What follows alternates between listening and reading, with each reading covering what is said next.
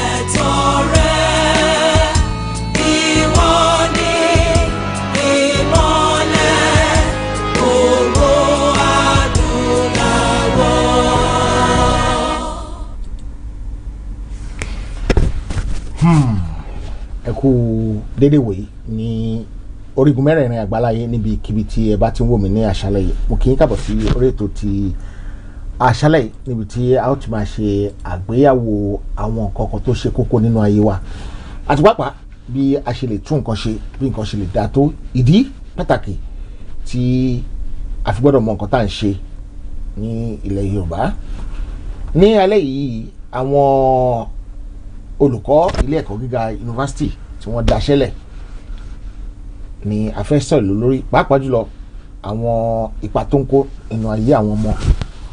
Mo kí ọkùnrin, mo kí obìnrin, mo kí onílé, mo kí àlejò, mo kí bọ̀rọ̀kìnní ìlú, mo kí gbogbo ẹ̀yin olólùfẹ́ mi, mo kí gbogbo ẹ̀yin fámìlì mi, mo kí gbogbo ẹ̀yin ọmọlúàbí pé ẹ kú alẹ́, ẹ kú dédé àsìkò yìí nítorí pé ó ń bọ̀ àwọn ládẹ́ẹ̀dẹ́ tí a bá dá wọn dé Ọlọ́run má jẹ́ kí gbogbo ẹ̀ kó dàrú àti pàápàá pé báwo ni a ṣe fẹ́ ṣe ọ̀nà wo la fẹ́ gbé gbà ìdí pàtàkì tí a fi gbọ́dọ̀ sọ pé a ò ṣe mọ́ nítorí pé tá a bá sì wà ní ibi tá a wà yìí Ọlọ́run má jẹ́ pé kó pẹ́ kó tó yé ẹnìkọ̀ọ̀kan wà ní àṣẹ Èdùmàrè.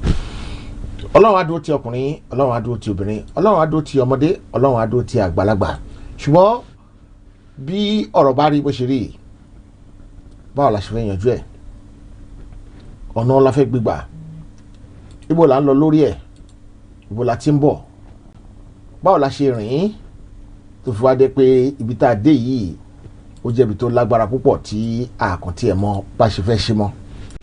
A rí ọ̀pọ̀lọpọ̀ àwọn èèyàn tó ń lọ sí ilé ẹ̀kọ́ gíga ní ìlú òyìnbó níbi tá a wà yìí pàápàá jùlọ tá a bá wo àwọn nǹkan tó ṣẹlẹ̀ ní ilẹ̀ Ukraine lẹ́njọ́ mẹ́ta yìí a ó rí pé àwọn tá a bá dà wò pọ̀ yìí ó kú pọ̀ káàtó nínú ayé wa wọ́n ń ṣe ẹni tó yẹ kéèyàn bá dà wò pọ̀ ṣùgbọ́n àti kẹran mórò bá àti kó ẹran mérò báyìí bí mo bá ṣe fẹ́ yanjú ẹ̀ ìdánilẹ́kọ̀ọ́ náà la lè fi yanjú ẹ̀ oríṣiríṣi ìdánilẹ́kọ̀ọ́ táwọn máa ṣe táwọn máa sọ̀rọ̀ nípa rẹ̀ la máa fi ta àwọn èèyàn wa lólogó la máa fi jí àwọn èèyàn wa pé bó ṣe rí yìí bẹ́ẹ̀ kọ́ ló ṣe ẹ kó rí ṣùgbọ́n ó ti rí bẹ́ẹ̀ nìyẹn ọ̀nà wo la fẹ́ gbà láti bọ́ ọ̀nà wo la fẹ́ gbà láti yọ wa kúrò nínú pàkúté tí a kóra wa sí ọ̀nà wo la fẹ́ gbà tí gbogbo nǹkan tó ti doríkodò tí yóò bẹ̀rẹ̀ sí lọ ní déédé. Lẹ́ẹ̀kan sí mo kí gbogbo ẹ̀yin ọmọlúwàbí pé ẹ kú déédé àsìkò yìí Ọlọ́run àánú yóò dúró ti gbogbo wa gẹ́gẹ́ bí ẹnì kankan. Sísítà mi mo kí yín, brọ́dà mi mo kí ẹ̀yin náà, bíbí àgbájé ẹ kú ìrọ̀lẹ́, odò àtidé tẹ́rì ọmọ àlàdé mo kí ẹ̀yin náà pé ẹ káàbọ̀ sí orí ètò ti àṣálẹ̀. Uncle Gbénga olórúkọ ẹ kú dédé àsìkò yìí, grandson mo kẹ́yìn náà mo rí ọwọ́ yín bẹ́ẹ̀ o gbogbo ẹ̀yin tí ẹ̀dẹ̀ bá mi pín ètò náà ọlọ́run àánú yóò dúró ti gbogbo wa kò ní dojú àdúrà tiwa. nǹkan tá a fẹ́ sọ̀rọ̀ lé lórí ni àwọn olùkọ́ àgbà ti ilé ẹ̀kọ́ gíga Happy Rasheed Dorcas Ọláwòye ẹ kú dédé àsìkò yìí.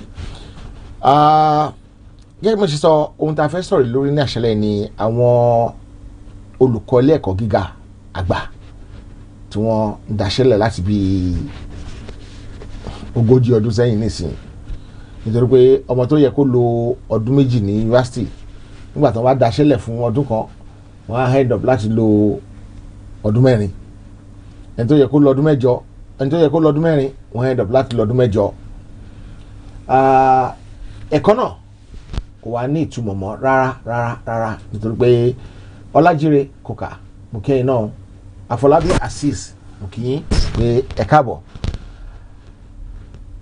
Daniel mi mọ bí mo fẹ́ pe orúkọ yín o from Ìdíròkò àwọn tí wà ní Ìdíròkò nìyẹn o mi mọ bí mo fẹ́ pe orúkọ yẹn nítorí pé orúkọ yẹn ò dùn mọ́ mi lẹ́nu láti pè ní ẹ má bínú sí mi ní ọ̀pọ̀lọpọ̀. Tí a bá wo ohun tó ń ṣẹlẹ̀ ní ìlú Ukraine gbogbo àwọn ọmọ wa tán wò pé ẹ̀kọ́ ilẹ̀ wa Nàìjíríà torí ara Nàìjíríà náà la ṣì wà nísìnyí àfi tí n bá fẹ́ parọ́ fún yín ṣùgbọ́n alágbára Ọlọ́run Elédùmarè yóò ṣe ìrìnàjò wa lọ́tọ̀ọ̀tọ̀ láìpẹ́ ní àṣẹ ti Baba àṣẹ ti Ọmọ àṣẹ ti Ọlọ́run Ẹ̀mí Mímọ́ bákan náà ní agbára Oòduà ní agbára Ọlọ́run Oòduà ní agbára Ọlọ́run Ọbàtálá ní agbára Ọlọ́run Ògún Ọlọ́run yóò ṣe ìrìnàjò wa ní ọ̀tọ̀ọ̀tọ̀ ní àṣẹ ti Elédùmarè. Mo kí gbogbo ẹ̀yin tí ẹ ti darapọ̀ mọ́ mi. ASUU strike and its devastating impact on the Nigerian educational system. The quality of public education in Nigeria today has nothing to write home about. Ìdí tẹ́ ṣe rí pé gbogbo àwọn olóṣèlú wa àwọn ọmọ wọn gan ń lọ sí ilé ẹ̀kọ́ ní orílẹ̀-èdè Nàìjíríà mọ́ òkè òkun. President ibo làwọn ọmọ ẹ̀ ti ń lọ kókó ló ti ń lọ ilé ẹ̀kọ́ òkè òkun. Vice President ibo làwọn ọmọ ẹ̀ ti ń lọ ẹ̀kọ́ òkè òkun. Governor ibo làwọn ọmọ wọn ti ń lọ ilé ẹ̀kọ́ òkè òkun. Minister ibo làwọn ọmọ wọn ti ń lọ sílé ẹ̀kọ́ òkè òkun. Senator ibo làwọn ọmọ wọn ti ń lọ sílé ẹ̀kọ́ òkè òkun. Members of House of Assembly, State House of Assembly ibo ni àwọn ọmọ ti ń lọ sílé ẹ̀kọ́ òkè òkun. Àwọn even local government chairman ibo làwọn ọmọ ti ń lọ ilé ẹ̀kọ́ òkè òkun. Ìyàwó Buhari gan wá ní ohun kan tẹ̀ gbé Nàìjíríà mọ́ ibo ló ń gbé Dubai.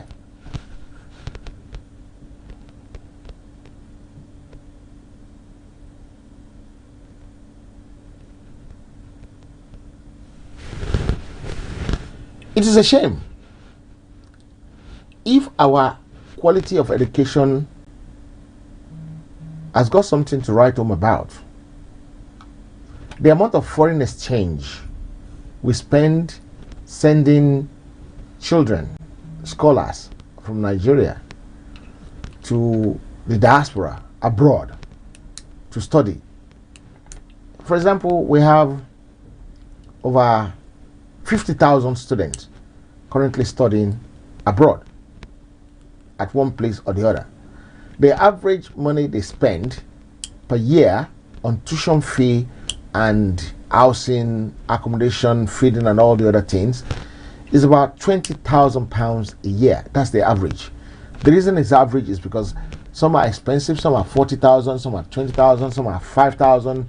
So by the time you add everything together and divide it, right, you know how much it is.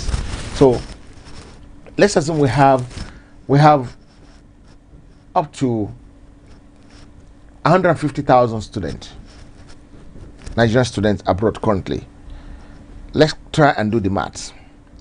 150,000 times 20,000 times 750. That's 2 billion naira currently being spent. Over 2 billion naira currently being spent on foreign education. The 2 billion naira will have done us a very great deal back home. Could have improved the quality of education that people are receiving.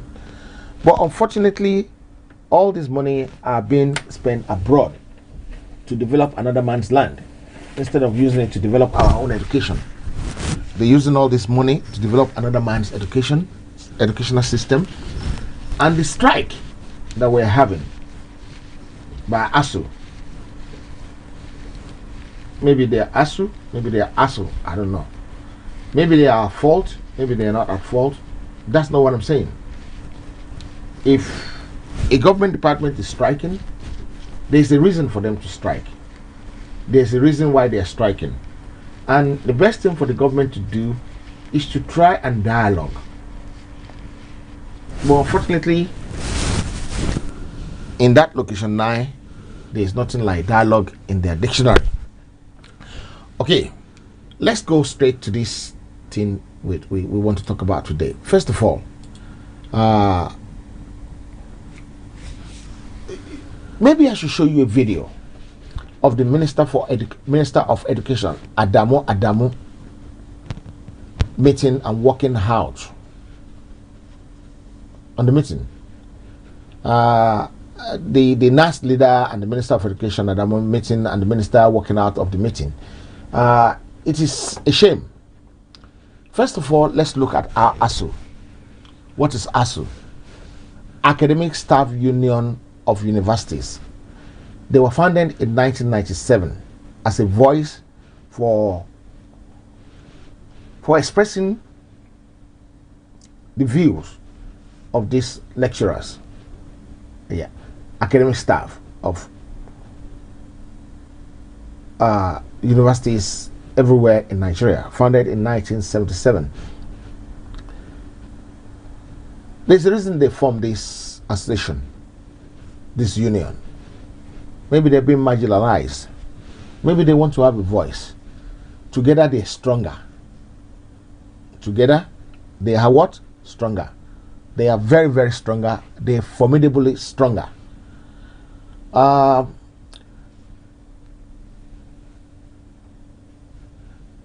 The strike has been ongoing for some time now because ASUU has embarked on a 4-week warning strike to press home its demand, including the renegotiation of the ASUU's federal government 2019 agreement, which the federal government has put under the table and they don't want to talk about anyway. Sustainability of university autonomy by developing the University Transparency and Accountability Solution, they call it UTAC, to replace the government imposed payroll, the Integrated Personnel Payroll Information System. They said this is how they want to be paid. They said that is how they want to be paid. Obviously, they're professionals. They can, in the Western world, they can run their profession like a limited company. But the government said, this is how we want you to do it, and you have no right to say otherwise. And this is what is causing the union has also demanded the release of report of visitation panel to Federal University and distortion in salary payment challenges. Other reasons they're striking including fund for revisitation of public university, earning academic allowance, poor funding of the state university, and promotion arrears. You promote me, and from the time you promote me, the new wages are supposed to be getting, you're not paying me. Remember when the House of Assembly or House of Rep or the Senate award themselves some money, they even back pay the money. They pay themselves, but they don't pay the people who are working. This is what we call bamboo they walk. Someone they walk, bamboo they shop. You understand? Then why is NAS, which is Nigerian Association of Students, National Association of Nigerian Students, trying to engage the Minister of Education on the way forward? Okay, look, you are two elephants, you're fighting. And the way you're fighting now, who suffers? The grass suffers. So the students are suffering, like I said earlier on. All these students, the teacher was strike. Ọ̀pọ̀lọpọ̀ ló di olóṣó. ọ̀pọ̀lọpọ̀ ló máa gba abroad lọ́dún máa lọ́ máa gbé aristo àbí prom àbí kíní kan wọ́n yàn pé lórúkọ kan ṣá. So on Monday, the students staged a protest as the Federal Capital Territory, Abuja, and some other parts of the country to demand an end to the strike action by Academic Staff Union of Universities, ASUU. Sunday, Asefon or something like that, is the national president who lead the protest in Abuja, as the federal government and ASUU to, as a matter of urgency, call off the strike while negotiation continues. And I'm sure ASUU said no, because they've done that so many times and the government has let them down. We want to go back to class, these people are demanding. If not, there will be more than NSAS protests. This is what Mr. Sunday was saying. It is very disheartening to know that Academic Staff Union of Universities ASUU has gone on strike for more than 4 years consecutively since 1999. So, for the last 20 years, they spend 4 years off. So, for every 5 years, they're on strike for 1 year.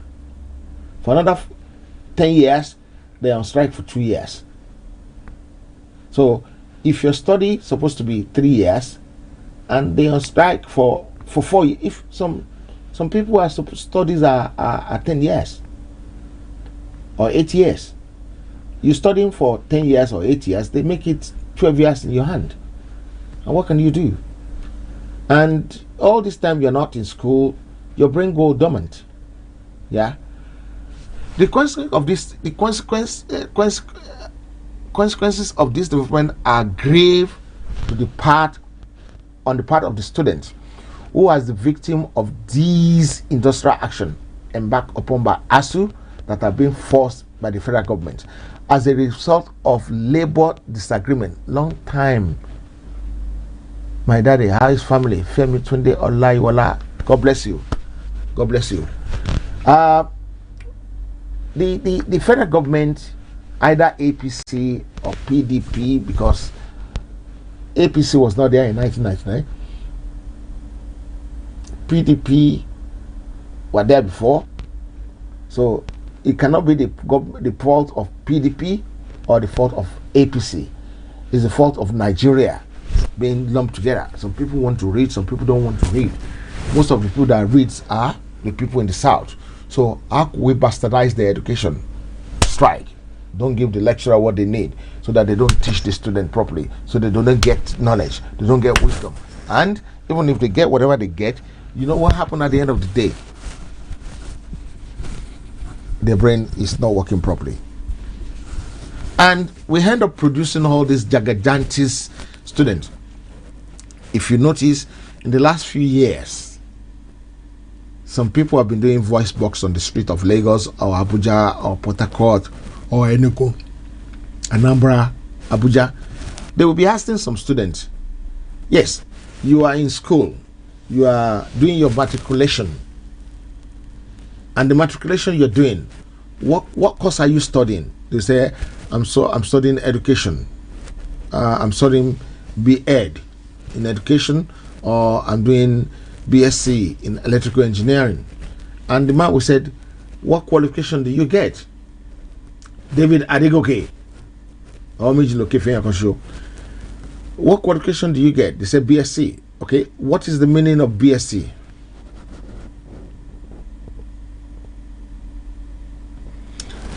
You don't want to know the answers these students are given. I'm sure some of you must have had the answer. You don't want to know the response these students are given, because if you know the response, you will probably throw up. You throw up. It was so terrible that these students are going to get a degree and they don't know what the meaning, the abbreviation of their degree, they don't know what it means. BSc. I don't know. I don't know how we can call that proper education. You are in the university for 4 years. It's like someone taking a ship, a boat, a plane, going somewhere, and they ask you at the airport, where exactly are you traveling to? The plane is going to Ghana and you're telling them you're going to Swaziland. Like, I remember some times ago, this is a joke, yeah? Somebody was looking for a visa and someone did a visa for this man. The visa was going to Swaziland. And the man was thinking he's going to Switzerland.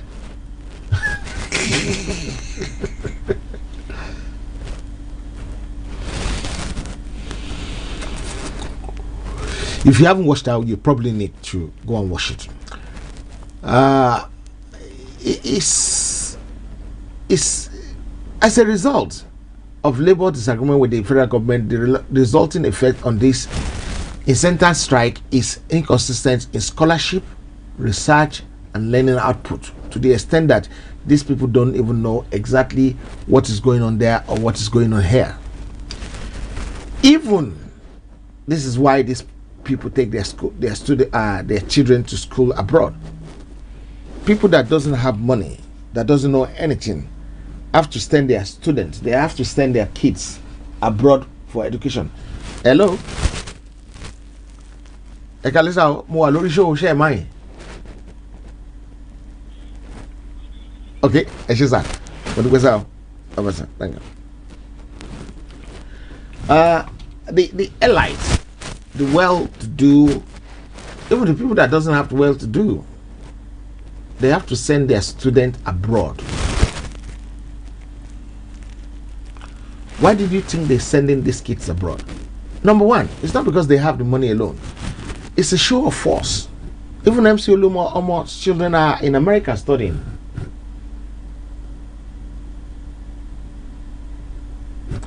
Why do you think they showcase the graduation ceremony of their children from international institutions on the social media? It's not because they have money. They just want to pepper them. Pepper them. That's what they're doing. Like pepper them, Bolanle, pepper them. That's what they're doing. They were just trying to show off that they got the money. You've seen these pictures online. Yes, that.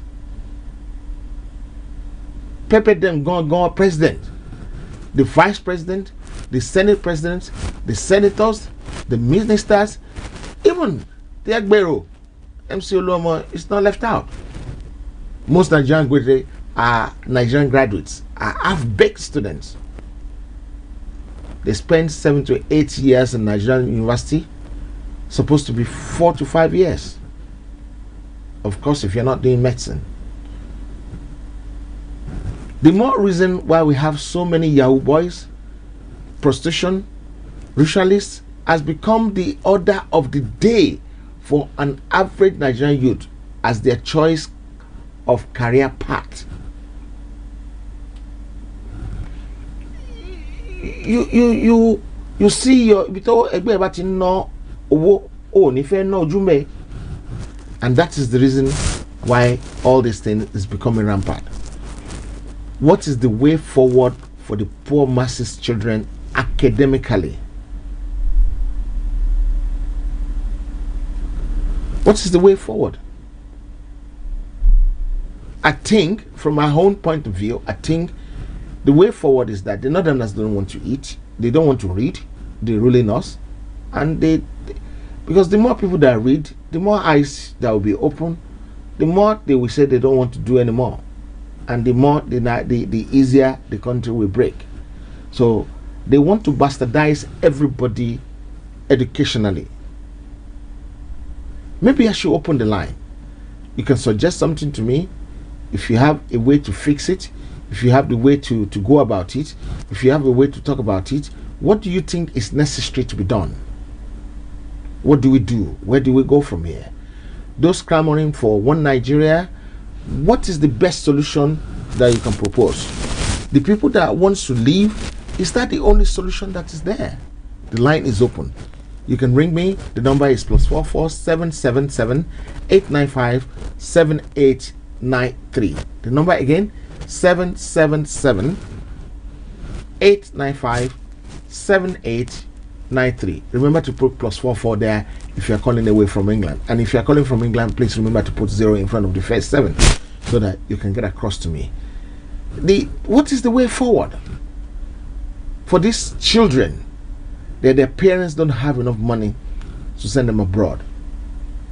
Hence, sometimes to armed robbers, sometimes to Yahoo boys. The girls who cannot do armed robbers, they turn to Olosho.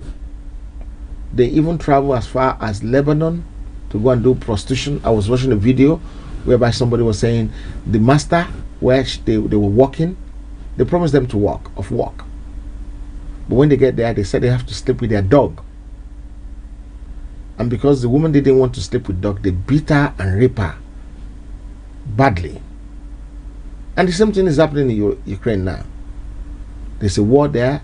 Everybody's running, but they're preventing us from leaving, the black people from leaving. Because why? They don't have brown hair, they don't have pointed nose, they don't have blue eyes. So you're not leaving. You're good for firewood. If you don't believe me, that's what I think they're saying. You're good for firewood. Because if you're not good for firewood, they will let you leave. Even Dr. Sunday Adelaja, that was fighting for Nigerian Muhammadu Buhari 2015, has to run. Billy Obadum, Big Bear, Niluri, gbogbo le Yorùbá párátá, gbogbo le Nigeria ti wá di ìgbẹ́ tán wá tá. Nítorí pé lè òdùn ni. That is why people like us have to run abroad. Yes, I left when things were not this bad.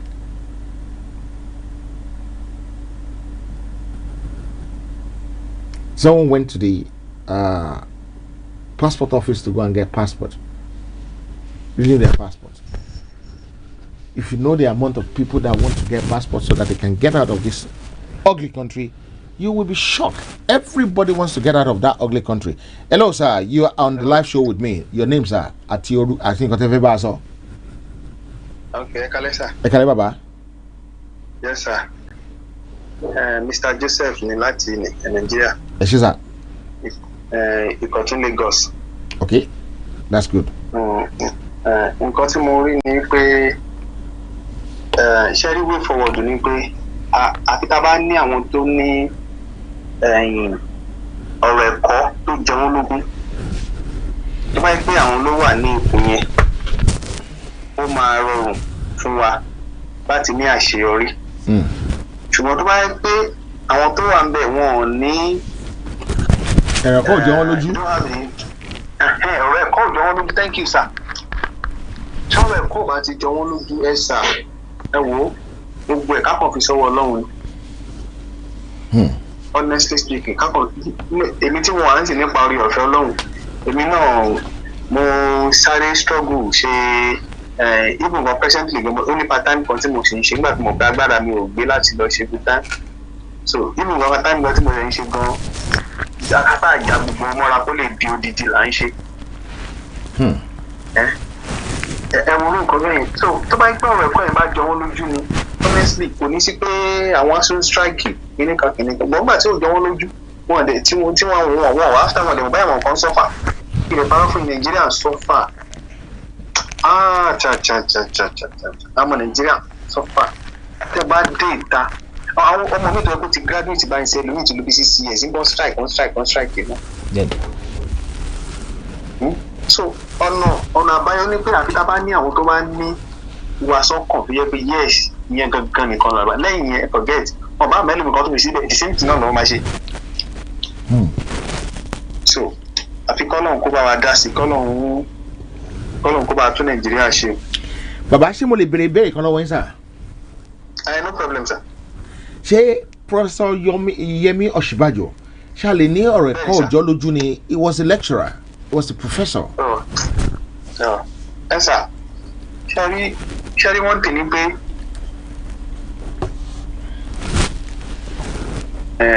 Yemi Ọ̀ṣínbàjò àwọn kankan bí wà tó yẹ pé ó lè ṣe ṣùgbọ́n bó ṣe wà yẹn kò lè dáṣẹ pa. Ṣé ẹ má gbàgbé gbígbà kan gbà tí Buhari ò sí nílé, ṣé mọ̀ pé ó ní àwọn ìgbésẹ̀ kan tó gbé ńgbà yẹn tó jẹ́ pé at least ìyàtọ̀ wà díẹ̀. Ìgbà tó dẹ̀ dé ó rìvásẹ̀. Má dà fún yín, ẹ má gbàgbé kì í ṣe pé òun náà irú àwọn èèyàn bẹ́ẹ̀ wà tó ní interest but kò sí agbára fún. Kò sí agbára fún nǹkan tí ọ̀gá bá ti sọ lábẹ́ gí. Bẹ́ẹ̀ ni kò sí agbára, ṣùgbọ́n tó bá yẹ kó òun ló wà níbẹ̀ gangan nǹkan tó ti rí gbogbo ẹ̀ àti pé mọ́ǹtì yẹn gbà yẹn fún oṣù kan yẹn sà ẹ rí nǹkan tó ṣẹlẹ̀ ńgbà yẹn ìyàtọ̀ gan wà àwọn èèyàn gan fi pé ṣùgbọ́n àti ọ̀gá dẹ̀ tún dé báyìí gbogbo ẹ̀ dẹ̀ tún so yẹn túbọ̀ sí pé àwọn kan wà tó jẹ́ pé wọ́n ní wọ́n fi Nàìjíríà sọ́kàn láti àtúnṣe tó lè ṣe àtúnṣe ṣùgbọ́n àwọn kan wà tó ń blọọkù wọn. Tí wọ́n bá blọọkù ọ̀nà táwọn ń gbà tó fi ń jẹun nìyẹn. For example nígbà tó bá fún ẹlòmíì ní owó pé kó gbà kó lọ fi ṣe ọ̀nà tàbí kó fi kọ́ hospital owó yẹn á dẹ̀ kó lọ sí àkáǹtì ẹ̀ á dẹ̀ máa fi ṣe fàájì. Nigeria is a good country. Àwọn leaders wa ni wọ́n dá mi jẹ́ sọ mi gbọ́dọ̀ sọ pé èèyàn burúkú èèyàn dáadáa ni wọ́n kọ́ lọ́n kó bá kó sí wọn nù. Nigeria is a good country. Okay. Bẹ́ẹ̀ nǹkan tí mo sọ yé yín. Yes. Mi gbọ́dọ̀ máa sọ̀rọ̀ tí ò dá ń pé èèyàn dáadáa ni kọ́ lọ́n kó sí wọn nù ni. Bí bá a ṣe wà nísìn tó bá ní mọ́tò 10 kò sẹ́ tó máa kórè ẹ̀mí báyìí. Kó ní mọ́tò 100 kò sẹ́ tó máa kórè ẹ̀ kó nílé. Ṣùgbọ́n àwọn kọ́ńtì mìíràn tó yẹ pé you dare not wọ́n á kórè ẹ̀ gbọ́dọ̀ sí rí owó yẹn. Kò tọrọ. Wọ́n fẹ́ ní ṣe rí bíbá yìí kọ́nà kó ràn wá lọ́wọ́. Ẹni tó bá ní owó ló lè gbádùn kọ́ńtì tó jẹ́ pé mo sọ fún yẹn kan lẹ́yìn mo ní ẹni tó wà tó ń ṣiṣẹ́ gidi tó jẹ́ pé o ní owó tó ní everything táwọn èèyàn bá ń sọ́fà ò lè mọ̀. Lórí àwọn àǹtí tó yẹ pé nípa orí ọ̀fẹ́ lọ́hùn iṣẹ́ tíṣà dáhùn ṣe ló là ń gbà ọmọ ẹ̀dẹ̀ máa tó ń tìjì ní private school ló ń fún wọn ẹ pé kóṣù tó parí gan gbogbo ẹ̀ ó ti di nǹkan míì tán a rí gbogbo ẹ̀ nǹkan táwọn èèyàn ojú àwọn èèyàn rí àwọn tó ń gbọ̀ kadà àwọn tó ń ti gbogbo ẹ̀ oríṣiríṣi a rí nǹkan tí àwọn èèyàn ń sọ́fà seriously ẹlòmíì owó ata ló fi ń rán ọmọ ẹ̀ lọ sí school a dẹ̀ ti expect pé within 4 years ọmọ yẹn gbọ́dọ̀ ṣe tán ọmọ wa ṣe tán àdá 4 years wọ́n sọ fún. Báwo ṣe wá fẹ́ ṣe? So àbíkọ́ ọ̀rọ̀ kó bá dá sí sá o honestly. Bọ̀ látijọ́ ẹ̀ a ti ń gbàdúrà sá à ń gbàdúrà à ń gbàwẹ̀ gbogbo ẹ̀ náà yanjú. Is it high time we do something in a different way? A ti ń ṣe lọ́nà kan látijọ́ yìí. Ṣé wọ́n kí ẹ má gbàgbé ìgbà kan tí kíní ensars yẹn tó wáyé gbà yẹn ó kàn ní pé àwọn kan ajá kìkìní yẹn ìgbà yẹn gangan ni solution bá ti wà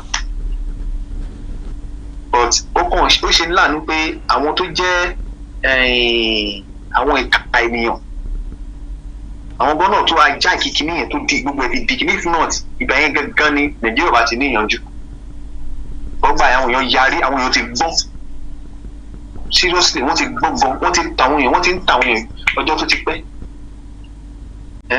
so àwọn tó dẹ̀ tún jẹ́ àwọn spiritual leaders wa àwọn pastors àfáà ní ọ̀pọ̀lọpọ̀ wọ́n ti dí wọn lẹ́nu àwọn ọmọ lè bá wọn sọ tọrọ nígbà téèyàn bá dẹ̀ ti jẹ dodo ó máa difficult láti sọ òdodo so ọ̀pọ̀lọpọ̀ wọn tó máa ti gbó lọ káwọn ọmọ ilé ẹni tó jẹ́ pé tẹ́lẹ̀ ìwàásù ẹni bóyá mosque tàbí church ni ó dálé lórí òtítọ́ ìwà mímọ́ ìgbọ́ràn káṣòótọ́ accountability wọ́n gbà kan ti lọ ká gbé owó ká mọ́ lẹ́sà ṣé ó máa rọrùn láti sọ òtítọ́ mọ́ ó lè sọ mọ́ so gbogbo kìíní yẹn ìwà àbàjẹ́ yẹn ó ti wọ everybody lára ní ilé máa ń fún everybody ní tẹ́ bá lọ sí ilé ìjọsìn kan sì tó bá yẹ pé ìránṣẹ́ Ọlọ́run ẹ̀ ń fún lówó dáadáa ẹ̀ rí i pé ó máa láìkì yín wọ́n kàn fi yẹn sí ní o tẹ́ bá yẹ pé ẹ wá ń lọ ẹ̀ fún ní owó dáadáa ẹ̀ rí i pé ẹ wo bó ṣe máa react sí yín á rí gẹ́gẹ́ bí ọ̀tá ẹ̀ bí àràsìkò rẹ̀ kú rí bẹ́ẹ̀ so ìwà ìbàjẹ́ yìí wọ́n ti wọ́ gbogbo kìíní yẹn ẹ wo nǹkan ti dá mi jẹ́ sọ fún bàjẹ́ àfikún náà kó bá tún Nàìjíríà ṣe àwa tá a wà ní Nàìjíríà yìí tá à ń rí gbogbo tó jẹ́ pé àwa mẹ̀kúnnù yìí tá à ń rí gbogbo everything àwọn tó wà lókè wọn lè rí nǹkan kan ìtọ́ owó tó wọlé fún wọn kò lè jẹ́ kó rí báwọn èèyàn sọ́fà I'm telling you sir. So ẹ sọ fún mi pé àwọn bá wa àwọn olóṣèlú wa àwọn sẹ́nẹ́tọ̀ wa wọn mọ̀ pé àwọn èèyàn sọ́fà àbí nǹkan tẹ́ ń sọ kọ́ yẹn sà. I'm tell you fact wọn lè mọ̀ pé àwọn èèyàn sọ́fà. ok bọ̀ ṣé wọ́n gbé orílẹ̀-èdè ni wọ́n ṣe mọ̀ pé àwọn èèyàn sọ́fà sà mo wà lórí ètò. ṣe rí nǹkan tó ṣẹlẹ̀ ni pé wọ́n sọ létí wọn tó máa ṣe rí wọn tó máa ti fẹ́ campaign wọ́n máa kàn ti mú ráìsì kọ́kàn ti ẹ̀pin ráìsì kọ́ ti gbó ráìsì fáwọn èèyàn wọ́n ti fún 500 wọ́n ti believe pé kíní yẹn ni solution àwọn èèyàn. ṣùgbọ́n bàbá ṣé àwọn èèyàn náà gbọ́ tó jẹ́ pé ọdọọdún mẹ́rin ni wọ́n ń gba owó yìí ṣé wọ́n ní ọpọlọ láti wò pé táwọn bá gba owó yìí lọ́dún yìí ìṣòro ló máa jẹ́ for the next 4 years. Why do people not revolt and say no to all this bad governance? Ṣẹ́rí àwọn tí wọ́n lè gbowó yẹn àwọn tó wà learned tó jẹ́ pé wọ́n dẹ̀ ti rí ọjọ́ alẹ́ àwọn èèyàn sóòpọ̀ àwọn èèyàn ṣùgbọ́n àwọn tó jẹ́ pé àwọn tó jẹ́ illiterate àwọn ló pọ̀ jù so àwọn tó jẹ́ illiterate yẹn náà dẹ̀ máa ń tàn wọ́n dẹ̀ máa ṣe ṣé ìgbà tí mo ń sọ ó yé yín sà. ó yé mi sà. àwọn tó wà literate yẹn àwọn yẹn honestly wọn worry ọba ti fún wọn. ṣùgbọ́n àwọn tó jẹ́ pé wọ́n lọ sí school wọ́n kàwé wọ́n mọ everything yẹn wọ́n bá gbé 500 wọ́n á ní kí làwọn fẹ́ ṣe so wọ́n lè lọ bá ọdún àwọn yẹn kọ́ máa fún wọn ní 500 bọ́ àwọn ìyá aláta ìyá oníkiní kan nígbà débẹ̀ wọ́n á tó tọ̀ wọn náà ní ọ̀rọ̀ ẹ̀tàn ní ọ̀rọ̀ ẹ̀tàn ní kó tó ń ṣẹlẹ̀ kí ni yóò ti ọ̀rọ̀ ẹ̀tàn ní everything là ń rí mo fi orúkọ bo ọkọ láṣìírí lérí àwa ìṣẹ́yẹ pé wọ́n ti di bá ẹ̀kọ́ election báyìí àwọn ẹ̀ máa lọ síbẹ̀ ẹ̀ máa lọ queue ó dẹ̀ ní tó máa ṣe máa bù fún wọn. àrírò ẹ̀ ní Borderland tí wọ́n pín owó fáwọn èèyàn kan ní Borderland not quite long ago táwọn èèyàn dẹ̀ lọ ń kó ariwo bí wọ́n ti ń pín phone card 500 naira each fáwọn èèyàn táwọn èèyàn dẹ̀ lọ ń tò síbẹ̀ tán lọ ń gbà á 500 tán fún wọn ní báàgì wọ́n fún wọn ní agolo gàrí kan agolo milk kan agolo ẹ̀wà kan wọ́n fún wọn ní àkàrà ṣé nǹkan tó máa jẹ fọ́dún mẹ́rin nìyẹn ṣé àwa là ń kóra wa sínú ìyà ẹni sà àbí báwo ni. bẹ́ẹ̀ náà ni àwọn tó jẹ́ àwọn tí ò mọ̀ kan láàrin wa ló fi lórí èmi ṣe I can't do it never mi ìtẹ̀lẹ̀ ṣe lórí kí ni fẹ́ fi ṣe ẹni tó jẹ́ the right person ló yẹ ká lọ vote sí ó tán wọ́n pé ká lọ máa tò mi ò tiẹ̀ ṣe rí and I can never do it. but àwọn tó jẹ́ pé aláta elépo kinní kan tó jẹ́ pé tó máa rí kọ́mọ́ 200 lásán ó jọ wọ́n lójú sáà ẹ̀sà ẹlòmíì bíbi ṣe ń pa tó bá kàn tiẹ̀ rí 100 naira lásán kó kàn tiẹ̀ fi ra gàrí kó dẹ̀ ra pure water kó bá mú ó pa tẹ́ bá ní kó pààyàn gan lọ́nà dáìjì mi á pààyàn. wọ́n ṣe náà. bí tí ẹlòmíì gbé polúdé tó dẹ̀ jẹ́ pé kínní tó ní pé ọ̀rọ̀ 4 years kínní ẹlòmíì rò presently làwọn ẹlòmíì rò kọ́ láti róúnjẹ jẹ. bẹ́ẹ̀ ni nǹkan fẹ́ẹ́ lòmíì wà áfítà nìyẹn nítorí pé mentality yẹn ó ṣálò gan. mentality yẹn ṣálò gan ọ̀ ẹni tó yẹ pé ó lọ sí school tó ti jáde tó ti rí ìta tó ti rí everything ẹ lè gbé 500 ẹ lè sọ fún pé 500 naira kẹ́kẹ́ kí ló fẹ́ fi ṣe kò ní gbà tó bá tiẹ̀ gbà gan ó kàn tiẹ̀ máa tàn ẹni àwọn the right person ló yẹ kó máa bóòtì fún. so ọ̀pọ̀lọpọ̀ wa ti jẹ́ dòdò a lè sọ òdodo mọ́ so nǹkan tó ń ṣẹlẹ̀ nìyẹn so kí ni ẹ ti wọ́ láti bẹ̀rẹ̀ ẹlòmíì tó jẹ́ pé bóyá course tó lọ ṣe ọ̀tọ̀ wọn lọ ṣe minister of education ẹ sọ fún mi báwo ló ṣe fẹ́ work ìgbà tí ò ní knowledge kò ní any idea nípa education ẹ sọ fún mi kò lè work ẹlòmíì lè jẹ́ doctor ni ìgbà tó ṣe tán wọ́n lọ gbé sí minister of education ṣó máa work kò lè work kò lè àwòrán nǹkan bẹ́ẹ̀ yẹn discipline ọ̀tọ̀ọ̀tọ̀ wọ́n lọ gbé ẹ sórí kinní pé ó máa difficult ẹ wo most schools ẹlòmíì tó bá kàn jáde ó kàn lọ sí school university iṣẹ́ gbọ́ lọ ṣe education ó kàn jáde ìgbà nítorí pé kò lè ṣe àmọ́ private school kan wá kàn invite àdàbà àmà bẹ̀ sí teach kì í ṣe course kì í ṣe nǹkan tó lọ read nìyẹn àdàbà sí teach ẹ sọ fún mi kí ni nǹkan tó fẹ́ kọ́nù ìwọ tó jẹ́ pé lọ sí ìwọ tó jẹ́ pé education gangan ló ṣe real education lọ study education tó bá wà ní school tó bá ń teach wàá mọ̀ pé yes títí láyé lélẹ́yìí and that's another problem. ẹ wò sá nǹkan ti dá Nàìjíríà nǹkan ti dá kọ́nà kó bá a tún ṣe ni ìpàrọ̀ fún yín people are really suffering seriously inú àwọn èèyàn dùn inú àwọn èèyàn dùn. ṣé bàbá mo sọrí o ṣọlọ́run máa bá a túnṣe ni àbá máa try láti túnṣe fúnra wa. nǹkan tó ṣẹlẹ̀ pé Ọlọ́run lè sọ̀kalẹ̀ fún rẹ̀ wá fúnra ara náà la máa fọwọ́ ara wa tún ṣe. Ẹ má gbàgbé nǹkan tó ṣẹlẹ̀ sí Ghana gbà yẹn at least ṣe rántí. bẹ́ẹ̀ni. So wọ́n gbé ìgbésẹ̀ ni, so àwa náà a máa gbé ìgbésẹ̀ ni, pé ìgbésẹ̀ tá a bá máa gbé láàrin ẹnu gbọ́dọ̀ kù, ẹnu wá gbọ́dọ̀ bò. ẹnu gbọ́dọ̀ kù, ẹnu gbọ́dọ̀ bò. ẹnu gbọ́dọ̀ bò, ẹnu gbọ́dọ̀ kù, ó dẹ̀ gbọ́dọ̀ bò. Ọdún ń ṣe ní láàánú pé ẹnu òkè máa ń kù, because ẹlòmíì tá a bá sọ pé nǹkan báyìí ẹlòmíì àti lọ sí àlọ́ leak secret yẹn ó parí. Tó bá dẹ̀ ti leak ẹ̀ bá ó parí nìyẹn, àṣírí tú nìyẹn, so kò tún ní sọ́nà àbáyọ mọ́. That's another problem.